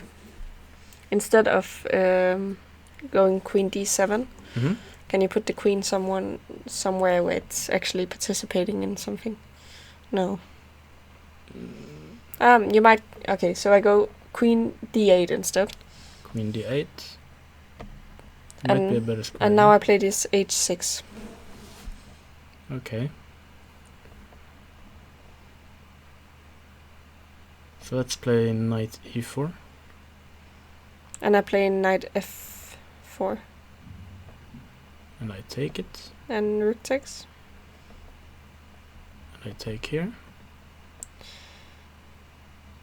And I'm not mating you at all. I'm just You just have a check, a I believe. lot of pieces down. Yeah. I like knight takes d6. It's a mess, but I think it works. I believe in white's position. But I understand why he's calculating. I would Because, be too. yeah, exactly. Yeah. I believe in white still. Okay, I have one last idea. Yep. Can I try it out? So queen e8. Queen where? d8. d8. Sorry. Rook c6. And I wanted to try and play e4 immediately. e4 immediately. I will try f4. Keeping everything closed. That might be smart. Unless you can be counter smart somehow. No, maybe this is too much. It's too much, Yeah. right? I have my puzzle rush brain going. Yeah, but it's good. Okay, so it might be the right move. At least Yeah. I can find something right now. It's more like if I don't see anything else that's playable, so you have to go for it.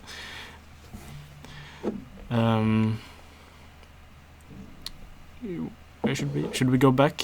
Yeah. Whoa. So, yeah, but it's been a long time since we looked at other games. Yeah. That's the problem. I actually wondered how it is like commentating a world championship match, because then you have to talk for like 5 hours about only one game. Yeah, I know. And we have like 10 games to look at it. I know, but somehow they manage. Yeah. I would be bored as too. Yeah, we're live. I know, I didn't say anything, I couldn't No. say. So what do you think? This is one of those tension stuff. It's funny that he took on d5. Yeah. No, I think like white's position is very safe. It feels like in worst case scenario he will get rid of the bishop pair somehow, and then it's just equal. Yeah, I was just thinking take on c5 to open the bishop, but it might be...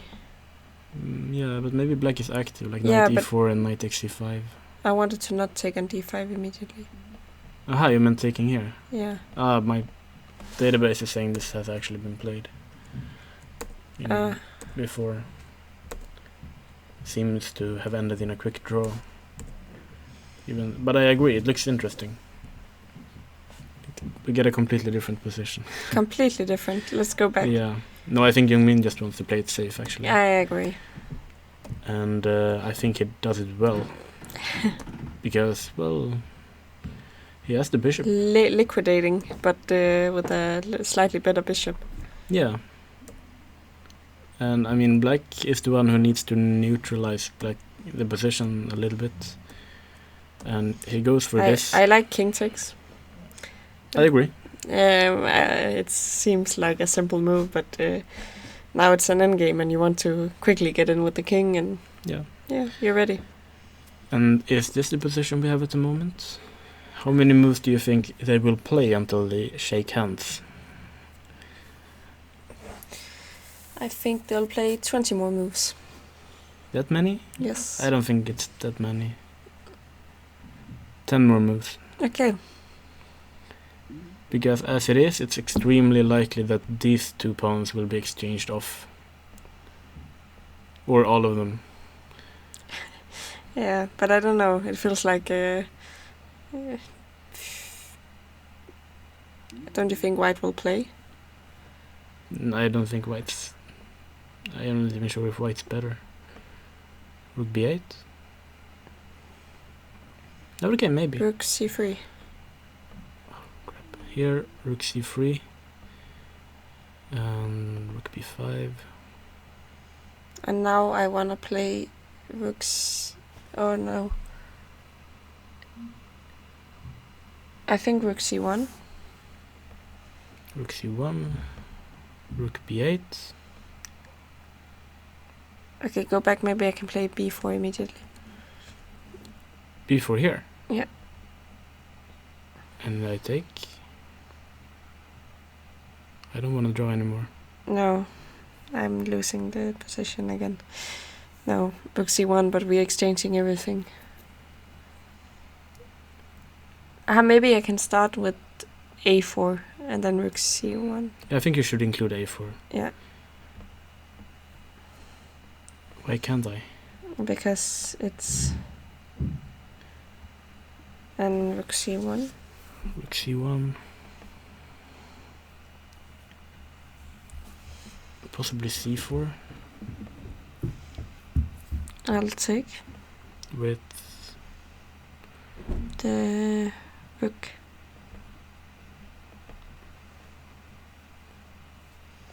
And King. Somewhere E4 maybe. No, not E4. I go G2. no, I don't want to draw anymore. Okay, because now you got the safe one. Why are you even doing this? You're just tricking me for fun. Yeah, it's fun. No, but I think those pawns are gonna be exchanged off with some precision, and it's just a draw. Your point is it's an equal position. Yeah, I mean, those two pawns are just equally bad. Equally bad, yeah. Yeah, okay, so I'm just gonna assume this is a draw. Mm-hmm. Mayorov? We haven't looked at in a while. Oh, That what king is looks bad. going on? Oh, this is your knight. The Ellen Knight. Yeah. Yeah, I'm not too happy about it, especially in this position where he can't move anywhere. Yeah. Did we get some grandmaster lessons in this game?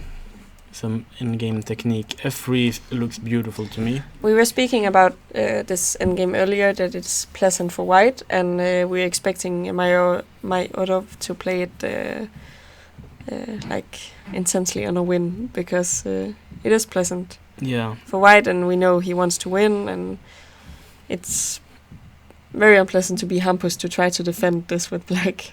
I'm just gonna sit down, not say anything, and just enjoy this. A4, here it comes. Knight B1, going to the C4 square. Mm-hmm. Check, and bishop E3. So eventually knight C4 will come with tempo. Bishop E5, and rook A2. Rook A2. And the knight is coming towards C4. Rook comes back. You want to It's actually trade. kind of nice that you just play Rook A2, because you know you get the tempo back. Yeah. Rook goes back. But already and this must be finally a you lot split better. those pawns. Yeah, I think it's positionally lost. Right. Actually, this is the difference between being 2500 and being 23 something. Yeah. These endgames is just... Okay, so he teased him a bit. But also look at this knight on A8. It has no squares. Like, not one. Yeah. And actually, it's just horrible. We're awaiting a gentle massage from Mayorov. This is just horrible. He's slowly gonna play around with his pieces, maybe rook c4, and eventually pick up the pawn on b4 with some knight c2, and this is just a very good technique. Like he improved his position, and somehow Hampus' position just got worse in the like. But I got a feel for Hampus. I've lost several games like this. No, but these are the good lessons, right? Yeah, You learn a lot from this. I agree. Or did you? Well, if I really want to learn, I should have studied it more closely than this. But for now, I'm just enjoying Yeah. the technique. Also, like, look at how he placed his knights. One knight on e3, one knight on b3, controlling all squares. By the way, games like this is why I picked Mayorov as my favorite to win the tournament. Yeah. Ah, here it comes. Oh, the massage is slowly creeping up here. You're just enjoying too much. We need to switch games. Yeah, okay. Yeah. I think Hampus is going to lose this, I unfortunately. am certain, unless something strange happens. And 1, 2, 3, 4. That's equal pawns. But Black seems active to me. Ah, there's a pawn hanging here and one pawn hanging here. I'm really confused, actually. Why can't you take the pawn on a5? Then you threaten... No, you don't threaten anything. No, but maybe you don't have anything better than this. And black will play a rook d2. And there's probably this nice trick if you go here. We have knight e3, puzzle rush. But I don't want to go. Go where?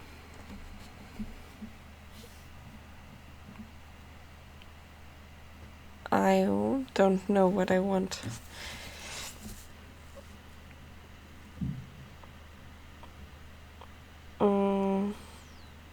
Yeah, I mean, black is better, I think. Should we go back and see what happened here? What happened? Yeah, go back. Because we left quite a while ago. Somewhere around here. But black was too active. It's annoying. Yeah. No, I think Jostad played it very well. Rook e1? I would scream at my student. Aha, you can't go rook a3 because of knight f3. Yeah, I get that part. So he wants to take on a7. Oh, no, sorry. Yeah. So He just wanted to protect everything. Yeah.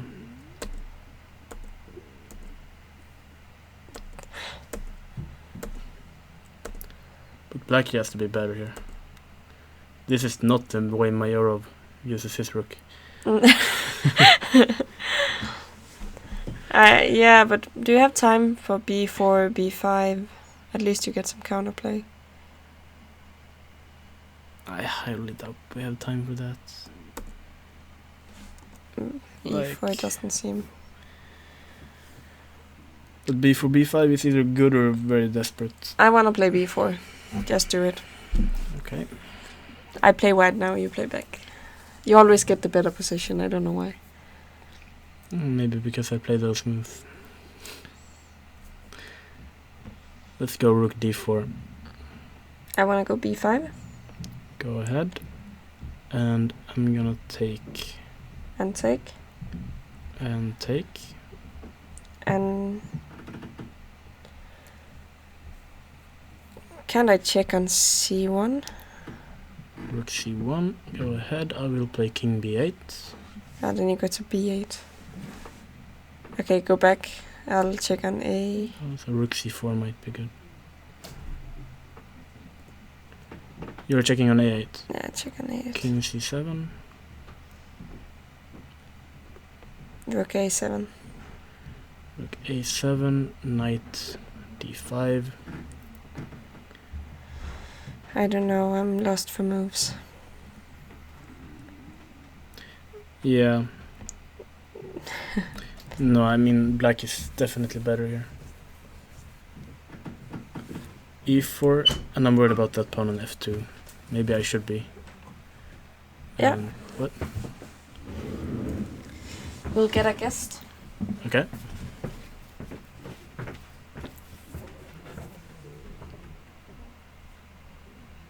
I don't know what's going on. We might get someone in there.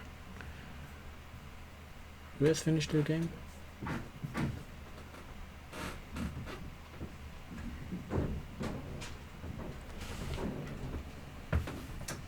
No one's coming? Young Min finished his game, so it didn't last 20 moves. And so I was right. Someone suggested they should come to the studio, and I said it was too boring. Okay, I actually think that's right, considering we have a lot of stuff going on. Yeah, that was what I was thinking, and Yeah. I don't think Stupak is really interested in commentating on a game like that. No, I don't think so either.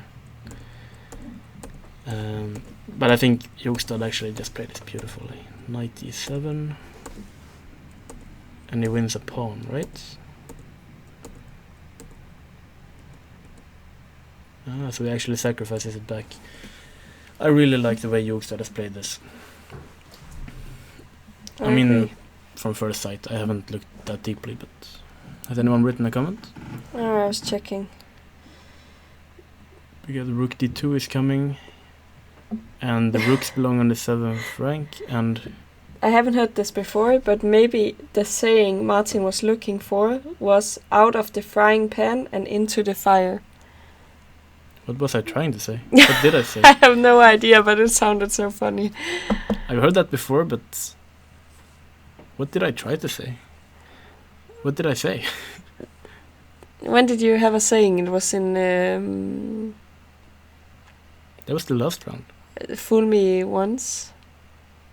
No. Yeah, but that was, I think I meant that one. Yeah, no, I'm not sure. It just sounded Yeah. funny. It's a good saying anyway. I'm not sure what it means even. Yeah, me neither. I wouldn't use a saying that I don't know. But thank you for the suggestion. Yeah, I think I've heard it before. I'll start using it just randomly. Yeah, I'll write it on my next exam. But I mean, isn't this just very bad? So I think I didn't know what to say in the beginning, but now I looked at it for some time and it just seems so active for black.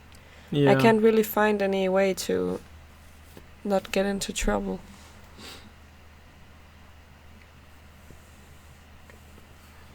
I wanted to find some way to like hold this naturally, but those two rooks on the 7th rank Yeah. is just gonna completely kill white. I was thinking about the saying Nils is always doing, Hunderad and absolute. So I don't think it translates to English, but basically it is when you get the rooks on the 2nd or 7th rank, and they really just stay there. It's really bad, because they're just going to pick everything up. Yeah. I haven't heard that before, but You haven't? no. No. Okay. So yeah, I play expect. h3. I think that's a good try. Yeah. But the knight is coming here. The next rook is coming here. Knight d3 is coming. It's gonna be an uphill battle. Mm. That's a saying, right? Yeah. Yeah. I agree. Tactics. Okay, what happened here? Can we go back a little bit to when we left off? We left like back here. Knight b6, so we really want to get rid of those knights. Yeah, so we're talking about this being a Najdorf and how we wanted to play it, but it's a long time ago. Yeah. But And actually- a3. And I think maybe just White wants to double on the d file and put some pressure. I think the problem is here for black, as we also spoke about, you can't really get d5 through because of the bishop. So we need to find another way to play it, but it's not that easy. No. I think didn't White's like better. maybe knight b6 is wrong because you want it on c5 instead. Exchanging it that way, I didn't really care too much about it. Go back. Isn't this Yeah, the position you want? Exactly. Yeah. I'm not sure I like knight b6. Mm, Okay. Fair enough. so my point is, white has two knights and they want to be on the same square. So you don't want to switch one of them off because you give them a stronger function. Does that make sense? Yeah.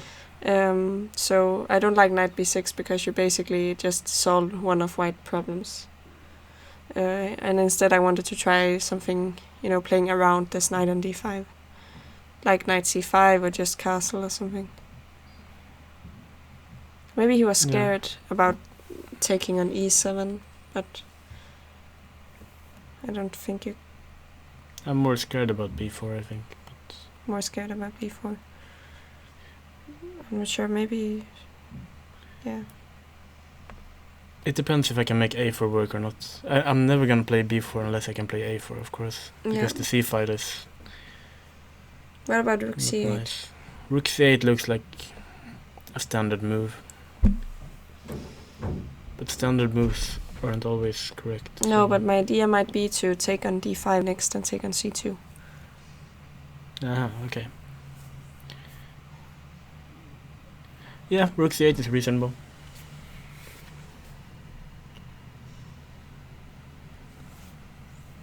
Okay, but we should fast forward what happened. So we catch up to speed. That's another saying. I don't know what's happening to us. I have a presentation at 8 a.m. tomorrow. I need to learn some English. I'll sleep. Yeah. While all my friends are at school. That's satisfying. So he played rook d2, queen a5, and rook d3. Was this a mouse slip? What do you mean? Where did you want to put the rook? Like he meant to put it on d3 the first time.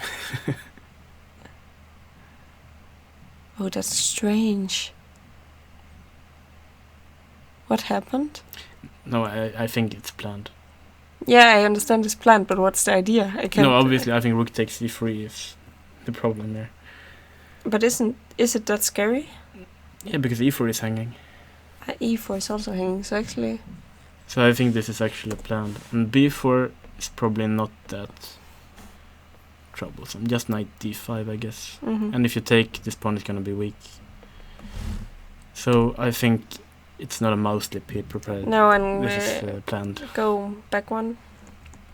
So also notice after rook d1, the control on the d5 square. Yeah.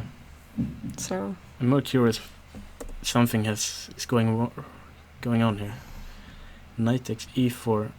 He must be happy picking up a pawn, not realizing white's fantastic idea, which I am myself figuring out at the moment. okay, we can figure this out.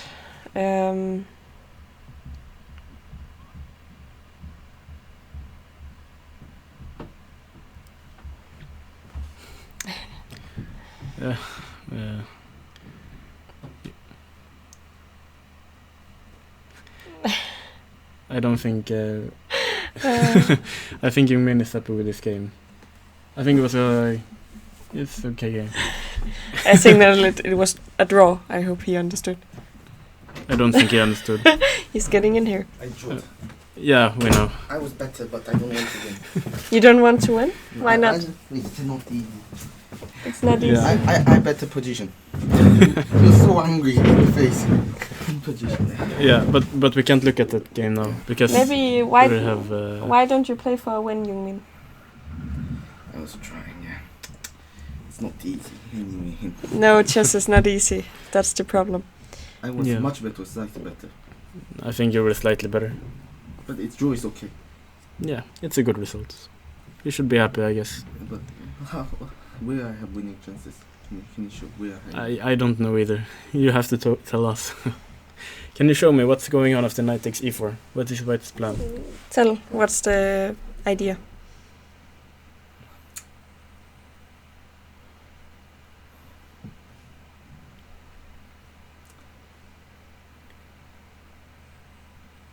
It's not appearing as completely clear to me, but No, I it can't feels like there should figure be it out something. either.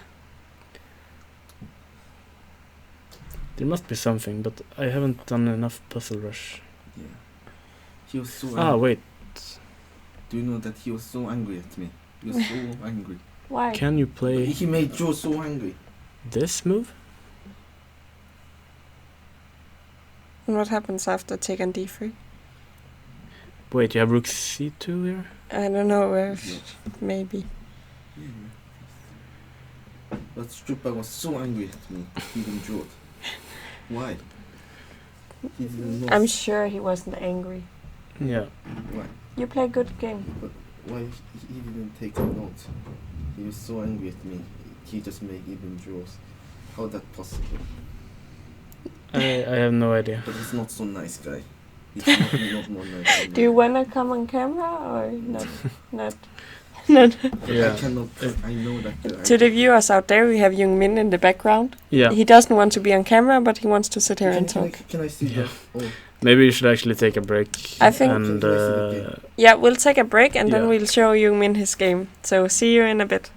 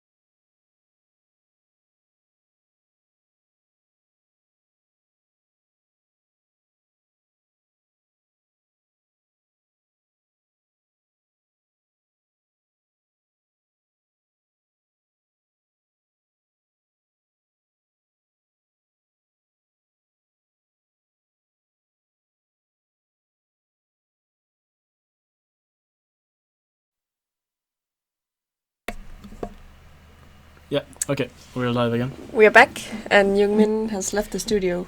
Yeah, unfortunately.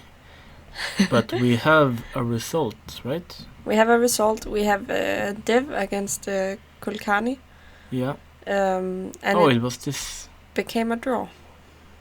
Yeah. And we actually looked at the game and thought it was quite interesting because we had this Grünfeld with a huge center, and he played f4, which we didn't. We wasn't really sure about it, but apparently it worked out fine. So. But we see here that this is definitely a critical move. Like rook d8, he thought for 17 minutes, king d2, 27 minutes, e6, 28 minutes. So a lot of time was spent there, and then they had to miss out the other moves. E6 looks a bit too passive for me. Yeah, I agree. But that's also a move like I could do after half an hour when all my active moves don't seem to work. So rook c1, bishop e8, attacking the pawn, knight e5, and black chooses to take. Any comments or? No.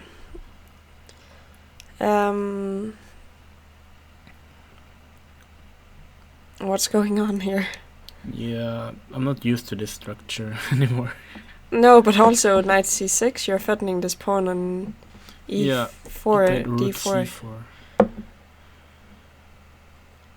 Yeah, I have no idea. Like, how do you judge these positions?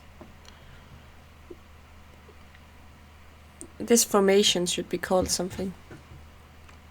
The Tetris. The Tetris. Tetris formation. Yeah, it looks like some kind of piece that could fall down when you're playing Tetris. I agree. So if you're ever able to push d5, it should be good, but I don't think you're ever able to push d5. That's the problem, because then I don't think white has a lot. No, I'm thinking like that bishop on e3, is it good or is it weak? Like he can go into g5, but okay, black got a lot of weak dark squares, so it might be good, but on the same side it needs to defend the d4 pawn, so yeah. It seems like we have sort of a forced sequence here, I think.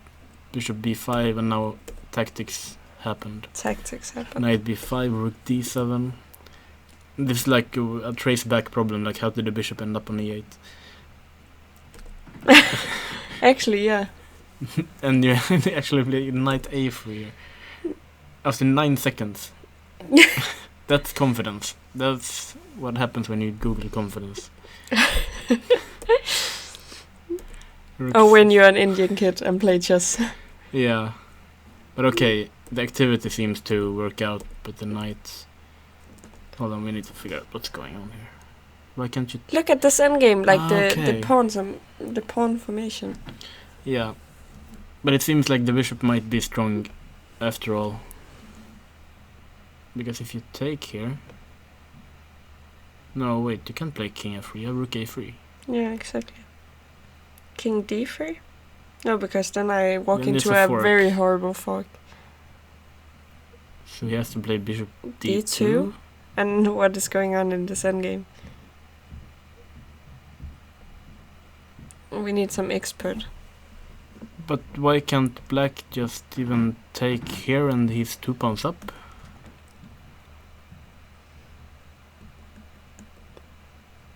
Rook takes a2? What am I missing?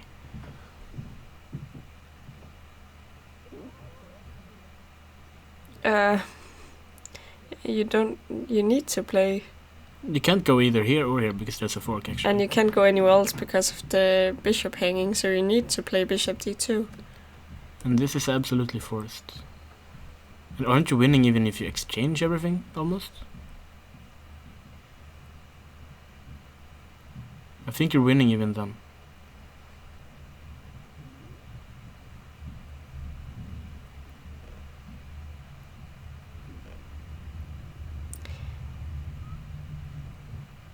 I'm also very confused. Okay, I'm not completely sure if you're winning, but I don't understand how you cannot take on a2 here. Are these... No, there must be something wrong with the timer. They can't all have played this exactly after 30 seconds. There must be something wrong with the transmission, but...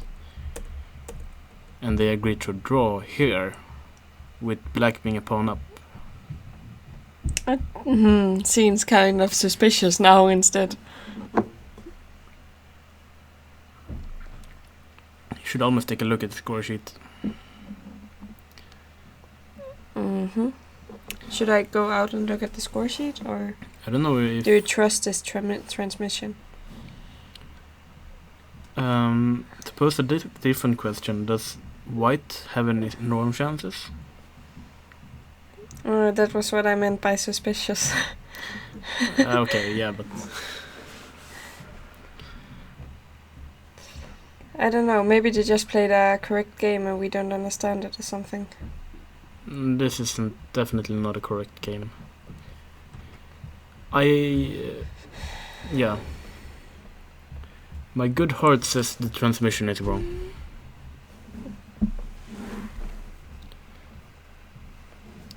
So, what is this? Should we look at another game? Aha. So in the final position, it should just be winning for black. Or at least very close. Yeah. And they made a draw. I think... Could you look up the Yeah. white player's result if he's playing for a norm? Rook takes a2 is just winning. Yeah. Could you look up if white's player is playing for a norm? How do I know that? Like on chess results? But he got 2.5 out of 5. He should be. And he only got 2,000 in rating.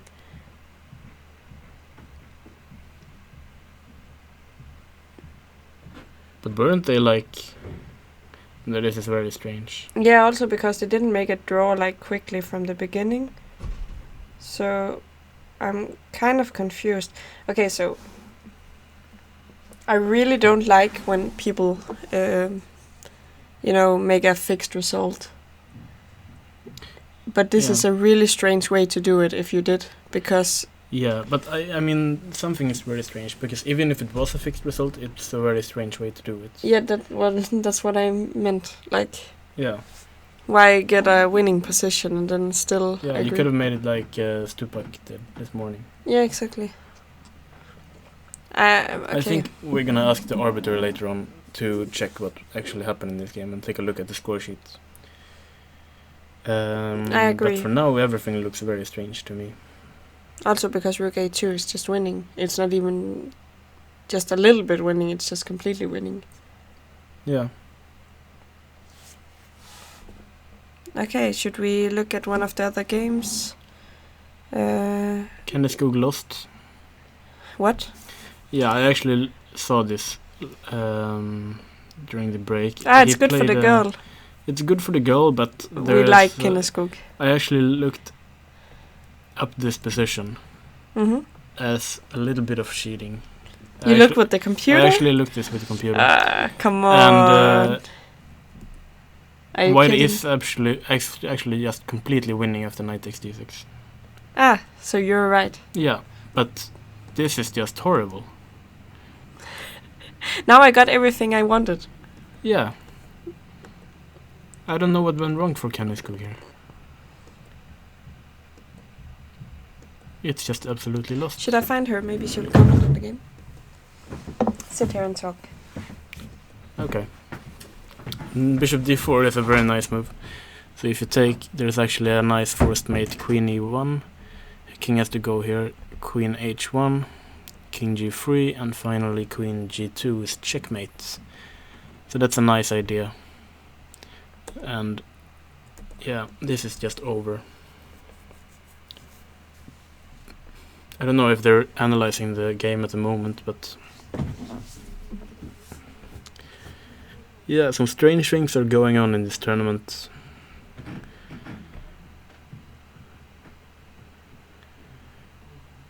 Siddharth against Jogstad is still equal pawns, but that king looks a bit weak. Knight e3 looks like a really good point, because it doesn't matter where the rook goes. Black will play rook g2. No, I'm sorry, I thought that was checkmate, but white will have the square on h1. Sorry, that doesn't work. So do we have anything better than knight e3? What happened? Oh, this is the position? Bishop g2. I hear people walking around and things happening. Okay, so we actually got a player here, so maybe we can take a look at the game. You played against Theodore? Yeah. So congratulations for scoring a nice Thanks. win. And I don't know, did you know much about the opening before? No. Because I've seen some similar positions before, and I think usually it's quite risky to push all the pawns because you're giving away so many squares, like the c4 squares for the knight and...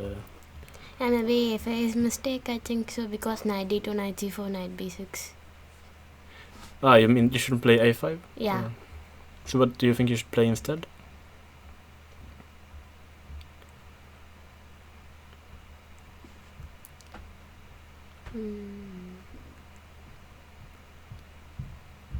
Knight e8, something trying to play f5.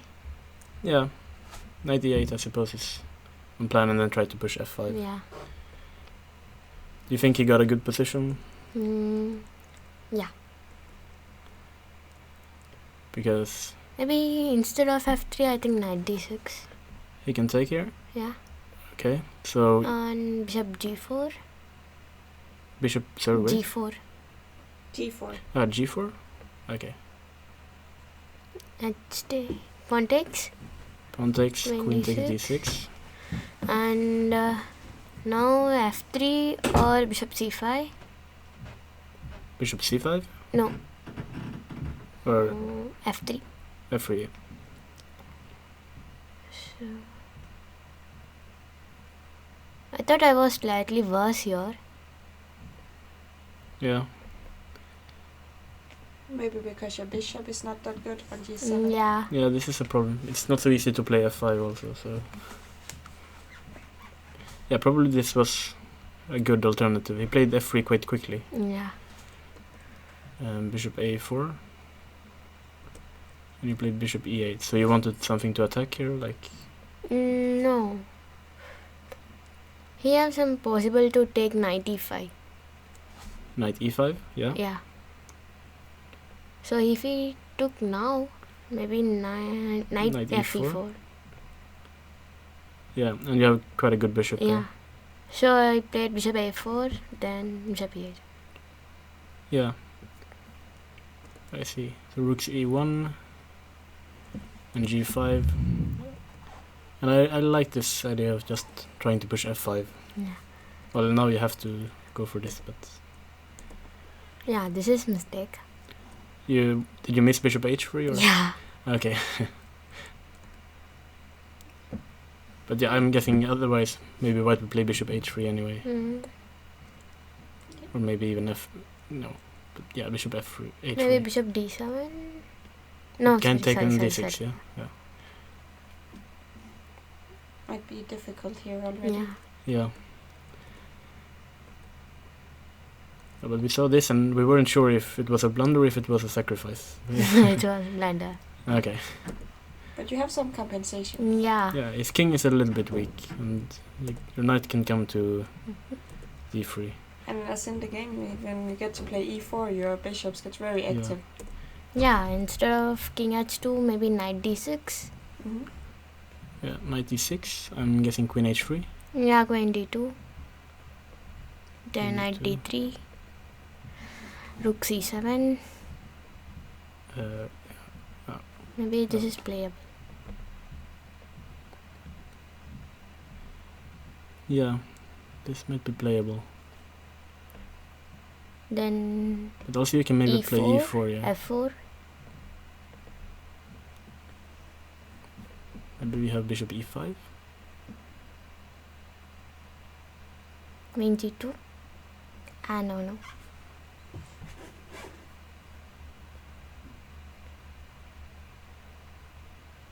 What if f5? Oh, no, wait. Yeah, maybe your white is to... It looks complicated. Yeah. But we thought like in this position of the knight with d3, we really thought white could play knight takes d6 Yeah. and then rook c6. Now queen d7, rook Yeah, c6, this is what we looked at. Rook c6. e4, E4. Okay, so F4. f4. and here I saw knight f4. No, sorry, rook f. Wait.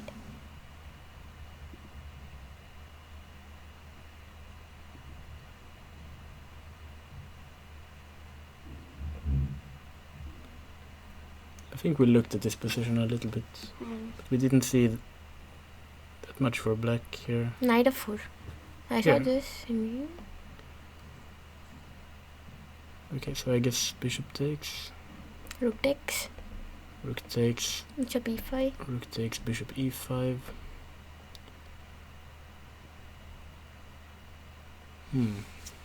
So much going on here.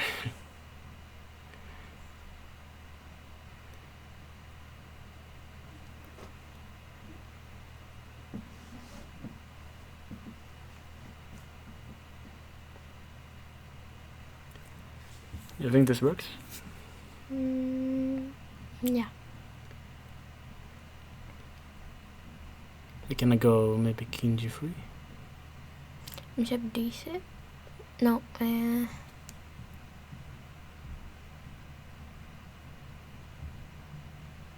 Bishop d6.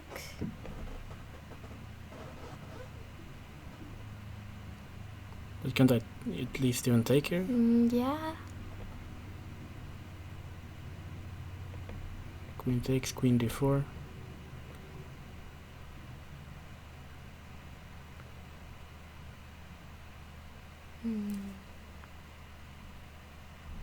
Yeah, black is losing. This doesn't seem to work. No, but it's very complicated. But we thought you had to go for this because this we didn't understand. Yeah, he thought 20 minutes. Yeah. Did you analyze after the game or? No. Okay.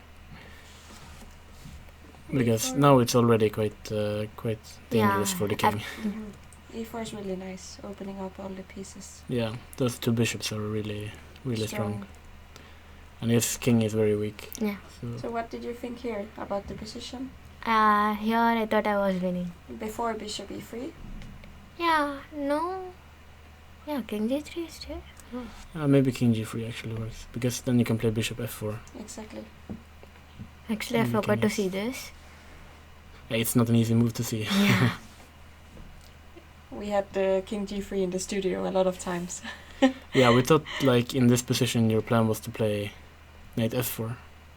But then we thought just take and king g3. We didn't see how black should play this. Yeah. But in the end, I think, this was just over. But And you get a very nice tactic here with bishop d4. So if he takes it, it's checkmate. Queen e1, queen h1, queen g2. And he resigned. Okay, so congratulations to a fine game. maybe you can tell what you think about the tournament and how you hope to perform. Yeah, the tournament was very good, and I'm last seed. In morning round, I played very badly, and I made lot of tactics. I missed lot of tactics. The tournament was very good. Okay, nice. Have you been in Sweden before? No. Okay, do you like Sweden? Yeah. Oh, nice to hear. Yeah. What are Okay. you hoping for the next 4 rounds? I have to win. To win. Yeah. That's good. You're probably going for a norm. Yeah. Very good. And you played recently and made a WIM norm, is that correct? In Grenke? Yeah. Okay, nice. Is it your first or? Yeah, it's my first. Okay, so we will hope you get your second here. Thanks. I'm cheering for you because you're the only girl here. Yeah. Okay, well, thank you so much for Thank you. joining us. And we will come back soon to see the rest of the games.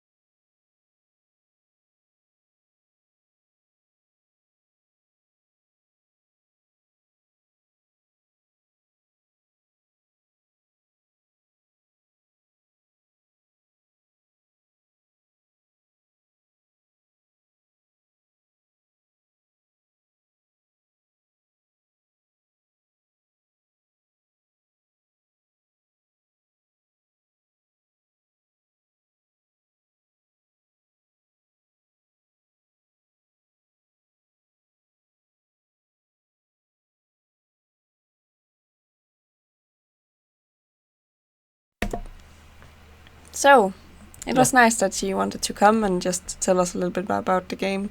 It wasn't perfect, but it seems like she's seeing a lot of tactics. Yeah, And- she's really strong for her rating. And Yeah, definitely. So, I feel a little bit bad for Kenneskog because actually he played well. he did. I still have no idea what happened at that moment where he played knight b2 and he thought for almost 20 minutes. But we discussed this. When you think for too long, sometimes you just Yeah. make a mistake, and maybe he missed something, like in knight takes d6. He might have missed f4 as a defense, or king g3 or something. Yeah. Yeah, it happens. But good for her, and I'm still cheering for her as the only female player here. So Yeah. it's nice that she's doing well. Okay, should we go back and look at some of the games? What happened here in Ciudad Juxtad? Well, he actually just played h4 and I'm still thinking about what happens after rook b3.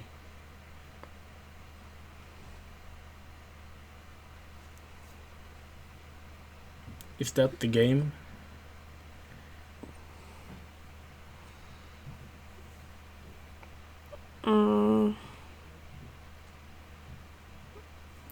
But it was move 40, so he might have been very low on time. No, not even. 5 minutes on the clock. Yeah. No, he played rook b3. It I- seems like I has can't Siddharth solve lost this. any games so far in the tournament? No. He's still unbeaten. For a few more moves. No, he lost in second round To to one of the two. yeah, he lost quickly. The queen got Yeah, trapped on b4. exactly. Yeah, okay. And he's So- probably losing again. This looks lost. He was very lucky in the morning round. Wait, which game was that? Khan game. We Khan already game, yeah. talked about this, and and okay, he played a really good game except for missing this b5, and it was actually winning for Khan. But after that, he really played well. But Yeah. here, I think it will be too difficult for him to survive. I still haven't found the mate though. Bishop g2.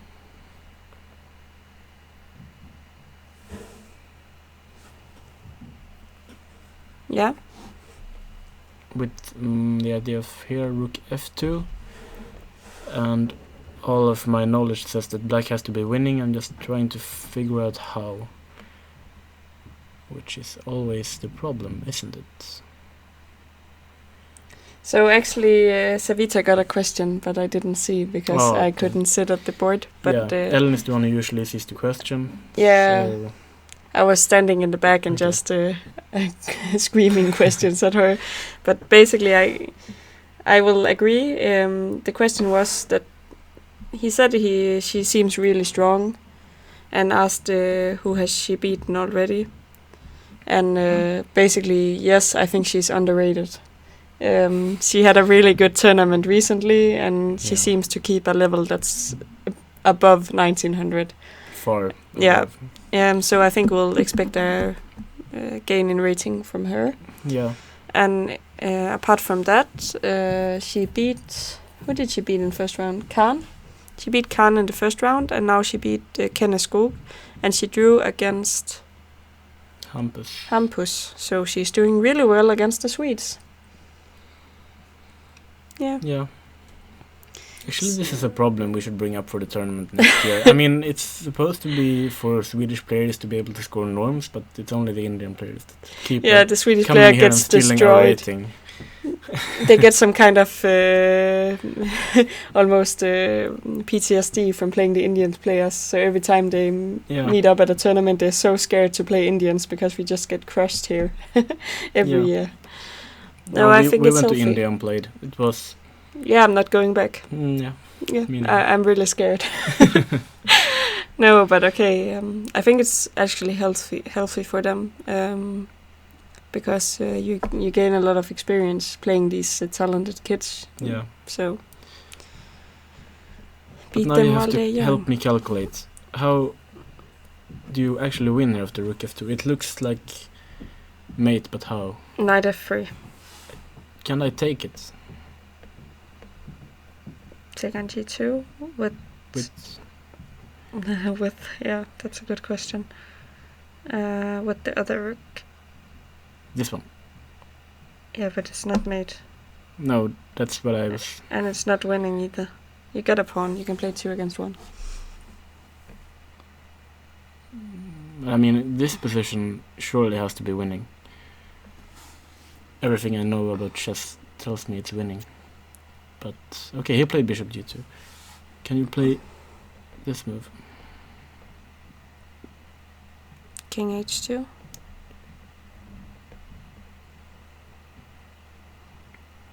H5.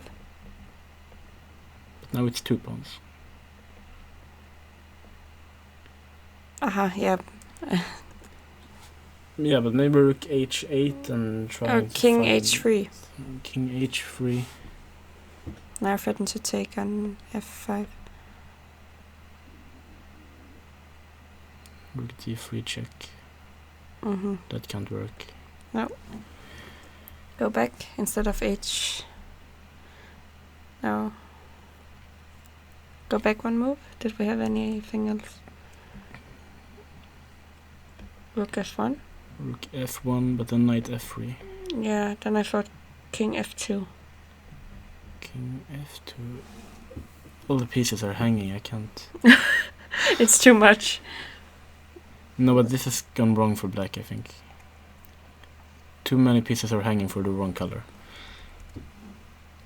I take that back. Yeah, actually this. Yeah. This must be winning. I just don't know how to wrap it up, if there is a way to wrap it up quickly.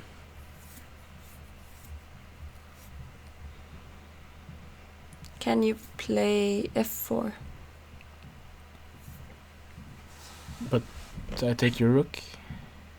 What rook is hanging? Okay, this rook is hanging. Go back. No, but it doesn't work because you have... Knight f3.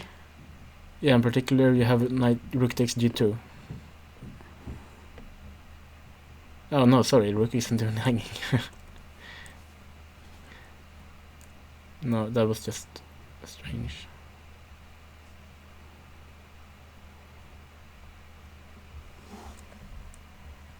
I just take it, right?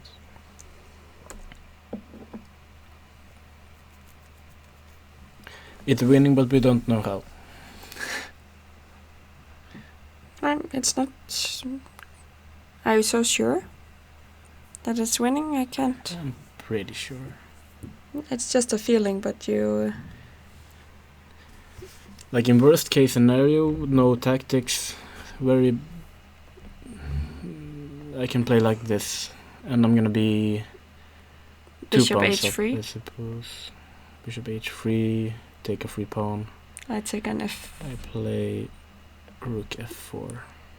King e3. King e3, rook takes f5. Okay. Also, I can take on f5 and take on c4, and that's 2 pawns up. Yes. But I mean, rook g4, and I'm gonna be 2 pawns up, I think. h5, maybe knight e6. No, maybe. Okay, but he'll probably figure it out over the board, so I think we should look at one of the other games. I agree. It's move 41. It was just so annoying when I feel it's winning, but I can't see how. It's not your job, it's their job. But it's my job to try. Okay, so Majorov, I can't say his name. Majorov. You're Yorov? Majorov. Okay, I'm really sorry that I pronounced your name wrong, but I'm doing my best. He's completely winning. Yeah, 1 pawn up and if... Okay, wait. Yeah. He should win a 2nd pawn? Isn't he? I thought so. I'm not sure, because both a5 and b2 is hanging, so my brain is a bit overloaded. You can't take a5. No, but I can't take e5 in any position. So what happens if, like, king a8? I'm guessing knight c6 looked logical. That was my plan. And then king b7.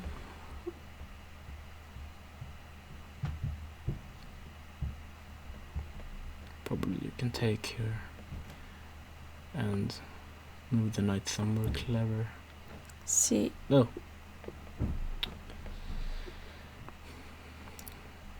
I wanted to move it to c4. In that position. Yes.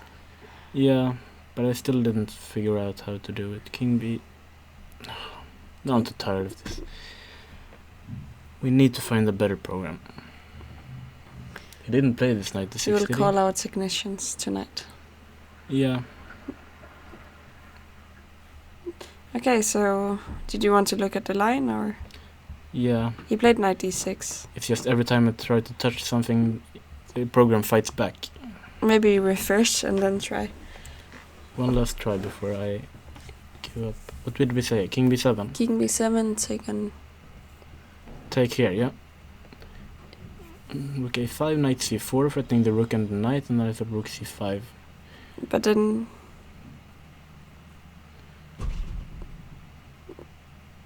b3. b3, knight c7 or something. Rook e7. Yeah. It's winning. Mm. Even though I would have liked to find something more clear. No, but I think it's just. And also king a8, king b7 might not be the best maneuver I've ever found. Okay, knight But d6. now rook takes e5. Rook takes b2. And I thought. Yeah, I don't know. Knight c6 still looks very interesting. But if you take here, this is a better try for black for sure. He can fight. It's lost, but he can fight. Because I think white's rook has quite easy access to these pawns. And this pawn doesn't look that dangerous, so I think it should be losing. It should be. Knight c6. Yeah. I don't think. What else? Yeah, rook d2 is also a move. Yeah, I was actually considering. This might be even more dangerous, Yeah. because if like knight c4, isn't it mate? Yeah, that was what I just realized. This is actually. No, maybe it's not. Just king b8. No, because check on c6. And king d8. I thought just take on g7. And take on b2.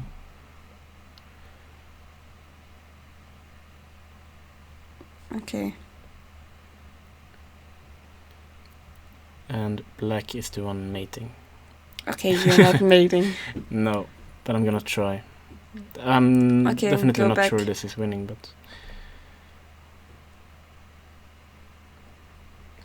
there's still some fight left in black's position. Can you play b4? Ah. I said it before it happened. I just want to point out. You said before? Exactly. That's a beautiful move, actually. Yeah, for sure. I really like it. I just spoke Swedish. I don't know why. I'm trying to check the chat. Nobody has written for a long time. Before is actually a beautiful move. Now white should really be winning. I found it. You did. Yeah. The best thing is, like, if you play knight c6 later on, it's really difficult to attack the knight. with No, the- but I'm threatening also to take on e5. Yeah. He's good. Strong player. Should we look at Khan's game maybe? Sure. Where is he? There, Kvaløy. Oh, he... That's over. Like we expected. I can't even remember what this game looked like. No, but we... Oh, it's this game that we really wanted to look at. But we forgot to. He was up a piece, and we have somehow missed looking at this game for a couple of hours now. But the thing is, like, yeah, after h5, I thought, like, the only thing white shouldn't do is to play a4. And then he played a4. Yeah. Because I thought black would play a5 here. And actually, I don't know. Maybe the reason we didn't look at it was because we just thought it was a piece up. No, I thought it was really interesting, but I just forgot about it. Okay. But I remember that I thought a4 shouldn't be played because black would play a5 and then put a knight on c5. c5 and everything is blocked. Yeah, but probably knight c5 isn't even that great if white can push e5, but... I don't... Uh-huh. But like, if you say b5, probably not the best move, probably better to take, but... Still, playing a move like e5, you allow knight f5 and suddenly black has 2 great knights. So All I thought pieces are a5 great. was natural. But we will see what happened, because I was quite surprised. Mm-hmm. Now this is... Yeah, white's playing slowly. And... Oh, that's Oh. beautiful. Why all the tactics? Yeah, he must have... This has to be played. Mm-hmm. Rook g2 has to be played. Can you speak? What? You just seemed like you got completely muted. I thought this had to be played. Oh, sorry. Nothing. Okay. Have you seen the movie Click? No. I think it's like a guy walking around with a remote that can pause people. Mm-hmm. Is that what happened to me? Yeah, it felt like it. But okay, now I realize this is probably just lost now. Attacking the queen and the bishop at the same time. This is why we proposed bishop g2, so that knight e5 doesn't work. Mm-hmm. Great ambitions didn't pay off. Wait, Okay. hold on. Why is there equal amount of pieces here? The knight on g7 disappeared for no reason. Now it's back. Now it's more correct. Yeah. Yeah. So this is just completely winning. Yeah, slow untangling. And now rapid. Rook c2, there it is. All these knight Puzzle forks. rush. Yeah. Yeah. Nothing much to say. Actually, Which is the worst piece, the bishop or the knight?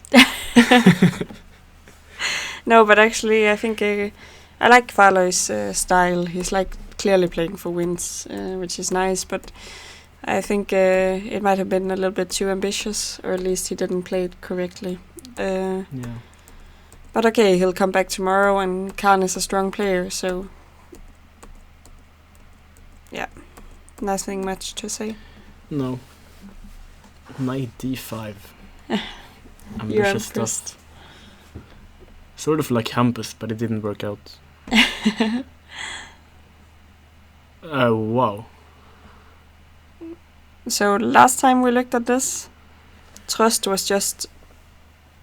My brain. Can you please, okay, go back at least to... Yeah, you have to take control of the computer now because I have to think for a while. Okay, so Martin is doing some thinking, and I'm just pressing some buttons now because I can't. We left it up off right about here, Yeah. and we thought, of course, black must be better because we have an extra pawn, but we were talking about how if the b pawn is pushed, you can still only push one pawn as black, so it might be necessary to stop the b pawn first.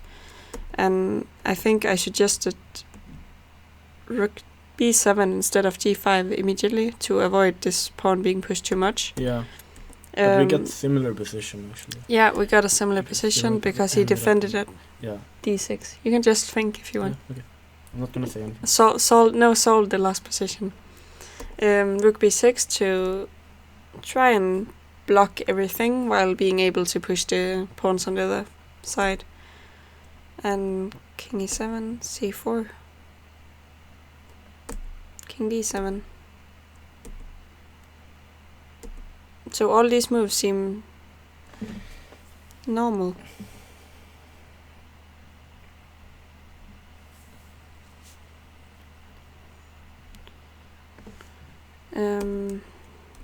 So what do you think here?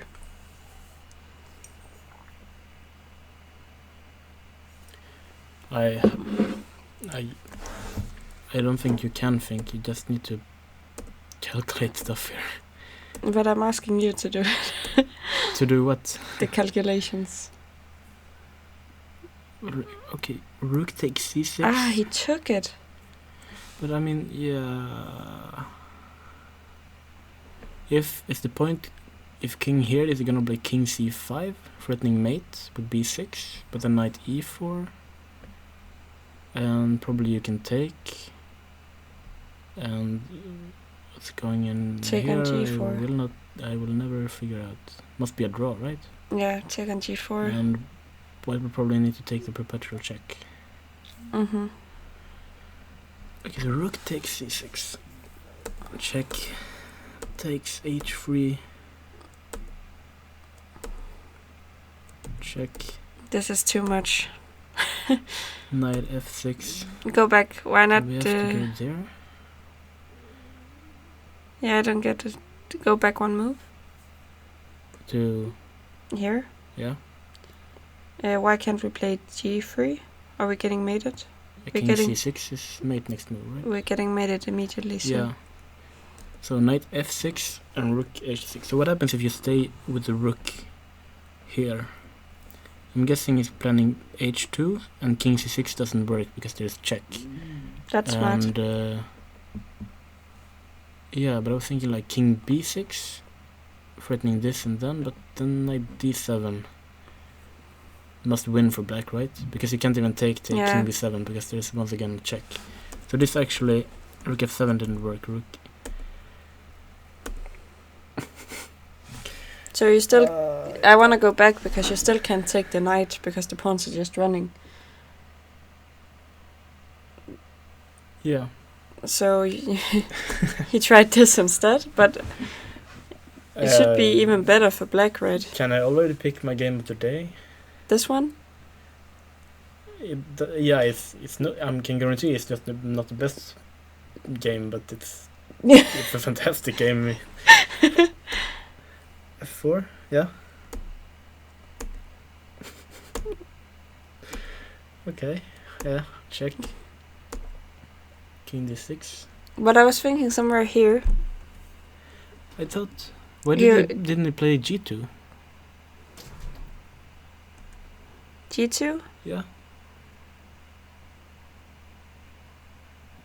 I don't know. Is there a difference? Yeah, my point is that this is what I assume because he wants to play this, and king b6 is now check, Mm-hmm.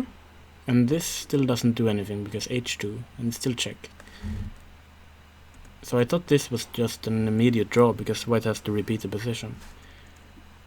And is black playing for more I thought black was playing for a win. here? Yes. Maybe he is. But what do I know? I don't know anything either. I just thought these pawns are completely running. Maybe black is the one playing for a win. There are so many options. I Like don't know what here, to okay, say. I have one thing. So Yeah. if you go here now, then queen, Yeah, queen, queen and queen d5. Yeah. exactly. And this must be winning for black. I think so, yeah. So that you can play. But then what? You can't stop the pawns Hold either. on. Yeah. But we have... This is the position now, yeah? Yeah. He played rook h7 already. But now g2.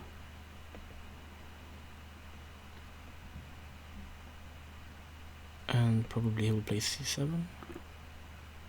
Yeah, but now I take a queen on h1. And not g1? No, h1. Okay. And I take the rook. But then at least we have queen c6 and that type of endgame. I need to play here, right? Yeah, I think so. Do you need a break? This position is too exciting for break. Queen c6. Maybe black is the one pushing. I don't know. I've never seen this type of position before. I definitely thought black was pushing. I never My feeling, realized that. my feeling was that black was winning, but I might not have made it clear. Yeah, mine wasn't.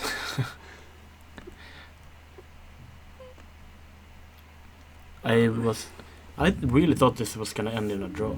Really? Yeah. It's funny, like. And my gut feeling still says this is a draw. After you take the rook knight, at least. But h2, how do you stop this? I'm not sure. I mean, rook f7 looks sensible. I mean, rook d7 is a great alternative, I think. Rook d7? Yeah.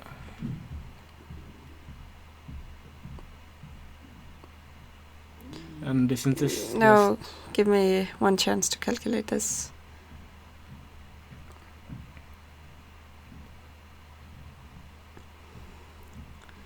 So I go here. And then rook d1. I think white is perhaps pushing for a win here. c7. Because now I'm walking into a check. Yeah. So I need to go somewhere else. Yeah. I'll He's go thinking here. e5, I go c7. You take queen, I take queen. And then Maybe, yeah. king b7.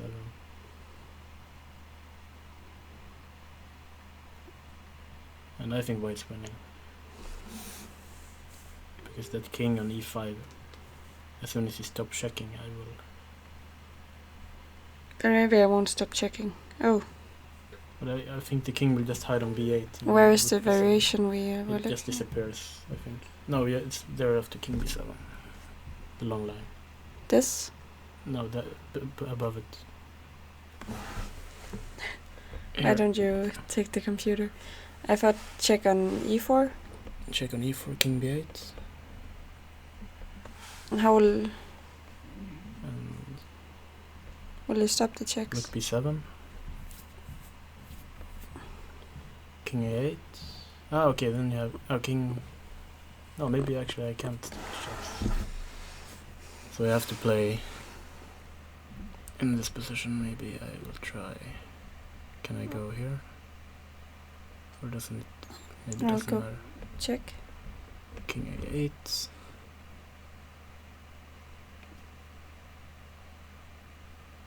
Can I still check?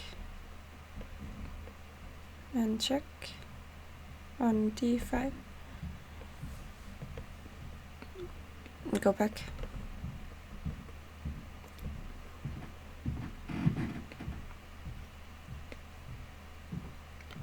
And that's how you stop the checks. Mm-hmm. I really thought white was the one pushing for a win. Now I'm pretty sure black is the one pushing for a win. Wow.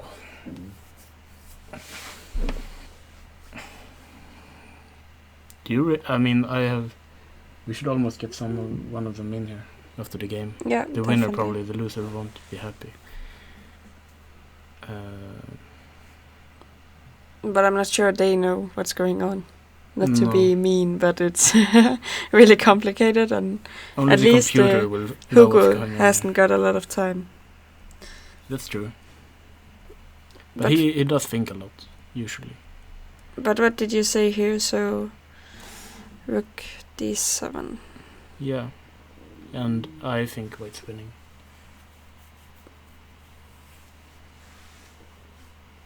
So I need to go here. This is forced. Okay, so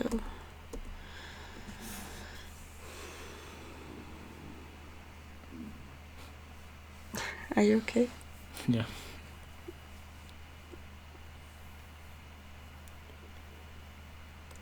So I was checking here. Does this change anything? No, I mean, I will always be able to walk to b8.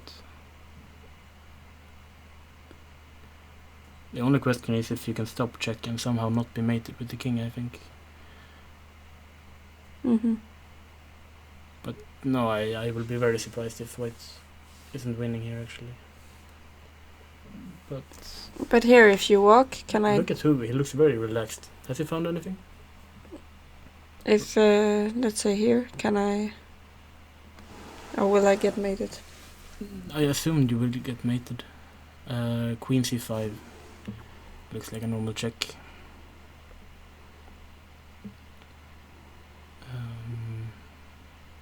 I wanna go here. Somehow. I also wanted to go there. To get mated? Yeah, rook h7. Checkmate. Yeah, I know, but you can't both check me and have the same position. You can't get everything, Martin. I want everything. Rook e7.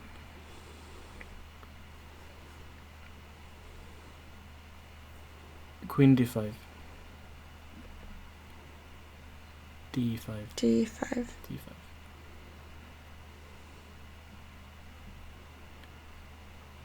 Queen d4. This is stupid program. Anyway, what happened? Rook h6. Rook h6.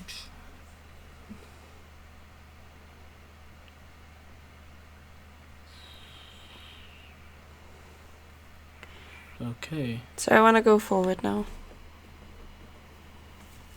And c7, I assume.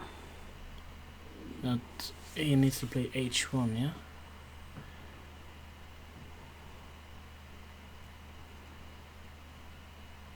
Do you know queen and pawn against queen endgames? Because I don't. I haven't gotten to that chapter yet. In the Redskins book. Yes. I'm still on pawn endgames. Isn't that the first chapter? Yes, but it's very long. Okay. I don't know, but if anyone out there really likes endgames, Dvoretsky's endgame manual is really good, but like, oh my god, it's so demanding and it takes so much time and there's so many endgames. Yeah. So I think this must be winning for black, right? I think so, but I can't be certain. I haven't read. I bought the book. I lost the book. I think Theodore has the book. I have it at home. Like in the summer, me and Nils will sit out in the park and we'll go through these pages, like with nice picnic and, you know, sitting in the And sun. Dvoretsky's endgames book. Yeah. And a chessboard because we make it really cozy and then we have this really tough book. And he's like reading aloud to me and trying to explain it to me because then he also learned something, I think. I think everyone out there who isn't a chess player won't understand what the hell you're talking about. No, it's really nice. That's romance for chess players. Yeah, exactly. Picnic and Dvoretsky's endgame book. Aha! This happened. But this is really desperate. No, it cannot. But now... No, but the king will hide, I think. Can? No, but you can't go here. No, I take it, I thought. Ah, yeah, and the king will just hide. But This I'm is just thinking, lost. how will it hide? Maybe it's actually fantastic. No. But how will you hide the king? So... Just say a square.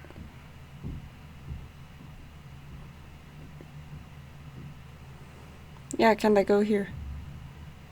Again. Yeah, but then I will have like a check on h5 or on h4. Ah, then you're going to make this. Yeah, I think this is a fantastic drawing method because if you keep the queen that you can check on both sides, Okay, the go king back. cannot really hide behind the pawns. But you don't have to take the rook either. I know you... Can't you just go here? But then I will take a queen, Yeah. and all my pieces are defended. Yes, but I can get 2 queens. Yeah, but then I am the one who checks, Okay, but I can start with a check here or something. and I will move my king somewhere. King a6. A6? You know, maybe king b4 is better. King b4 and I'm just winning, wait. What? Yeah.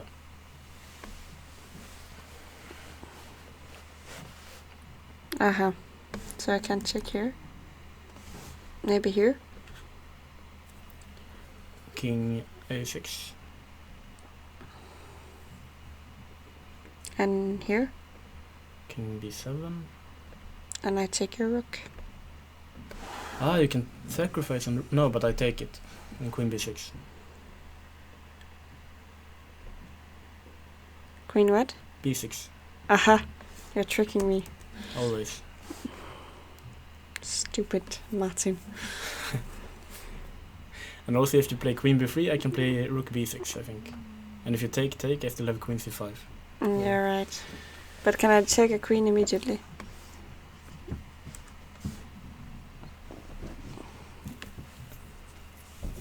Now at least it's protected if I don't get mated.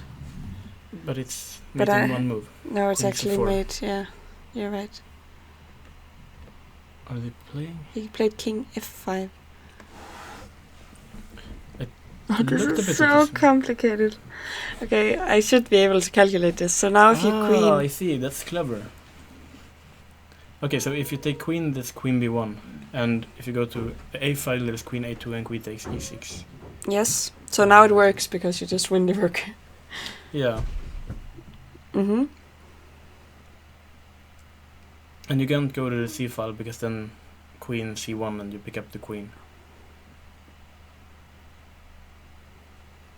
So now black is just 2 pawns up. And no drawing chances. King f5 is a great move.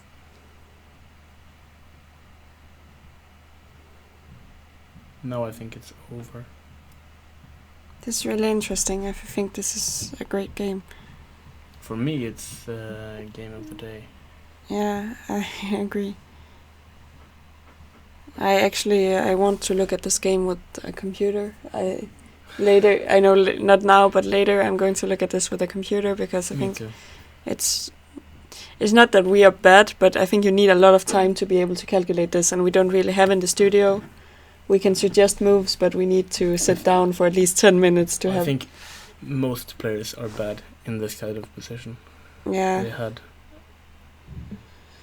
So should we switch to some other game? Yeah, stuff has probably happened a lot. Majorov beat Sørensen. Okay, b4 was nice. Let's just see how we wrapped it up. Rook d7. The king on a8 exposed trouble. That's almost mate. Yeah. Yeah, so he's just a piece up. What? Okay. Jogstad, this position is also pretty much over. So this is lost, this rook endgame, I know. Yeah, the king is cut off, 2 Yeah. pawns up. That's not so much to fight for. Eric is still playing, and he's a pawn up. No, Eric won. I talked to him like an hour ago. Really? Mm-hmm. Something wrong with the transmission then. Yeah, move 30 seems a little.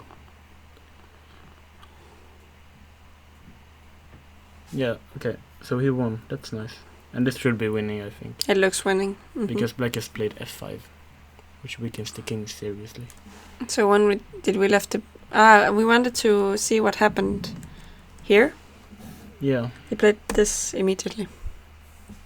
Oh, there's a pin along the diagonal as well. Okay. Mm-hmm. Yeah. And then takes. Bishop takes, threatening the queen. And now Okay. takes and take on e5, I guess. That's nice. Yeah. And rook e4, yeah, there's another pin, queen f3. Yeah, exactly. That's real nice. You have to calculate really well to go for this. So And f6. then this pawn on d6 is just very bad. Yeah.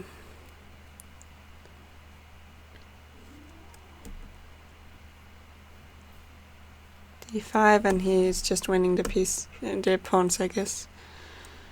Because if you don't push f5 here, The pawn on d5 is... it's just dropping, right? Yeah, you can maybe even take it immediately. Mm. And queen takes e4.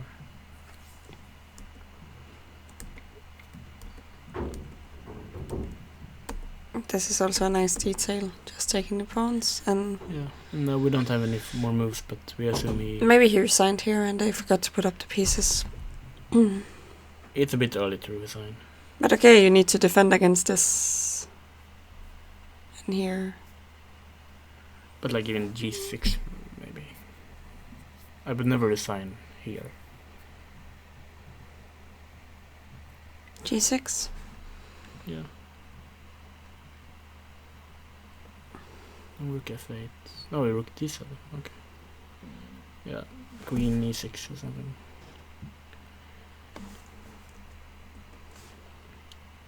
He can't have resigned there. Nah, who knows? Maybe this.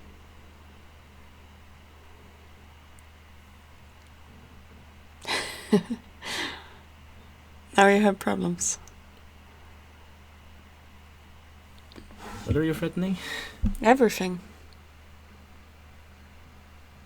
I'm threatening. It looks like a good move, but I'm not completely sure what it's threatening.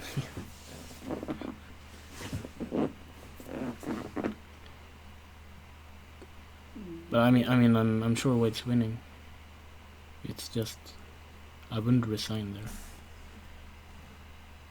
Even if it's 2 pounds down, I wouldn't resign there. Okay, you might be right. But okay, yes. Yeah. So what else is going on? Is it only one game left? Quali lost. Yeah, this we've seen.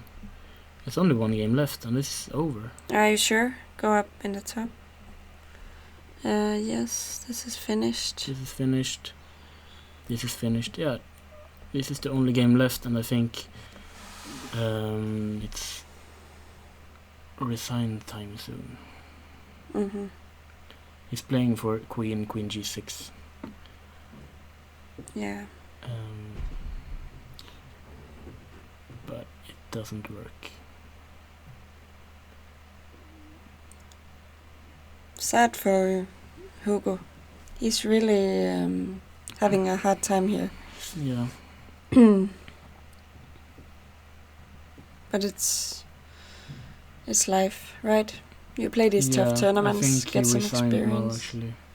King g3, and he resigned the game. And we managed to stay on the show until everyone finished. Yeah, mostly because we didn't realize how few games were left. Kudos to us for staying. So, game of the day for you, game of the round. I actually think this was a great game. Yeah, me too. Also, I have to say Mayarov's game was a display of being better than your opponent. Yeah, that was a good game as well. There were good games today. Yeah. I'm happy that Savita won, of course, but her game wasn't that great. She had some problems. Yeah. Khan just got a free piece out of the opening and managed to just hang on to that.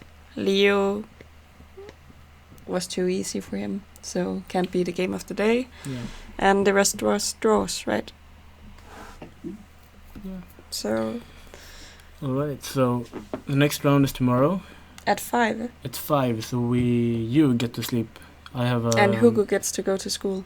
Yeah, and I get to go to school. I have a presentation in True. a few hours. Mm? I need to prepare. That's so good. thank you for today, and see you tomorrow. Exactly, we'll see you tomorrow at 5, hopefully. Yeah. So, and thank you to Data Response. Yeah. So, bye for today.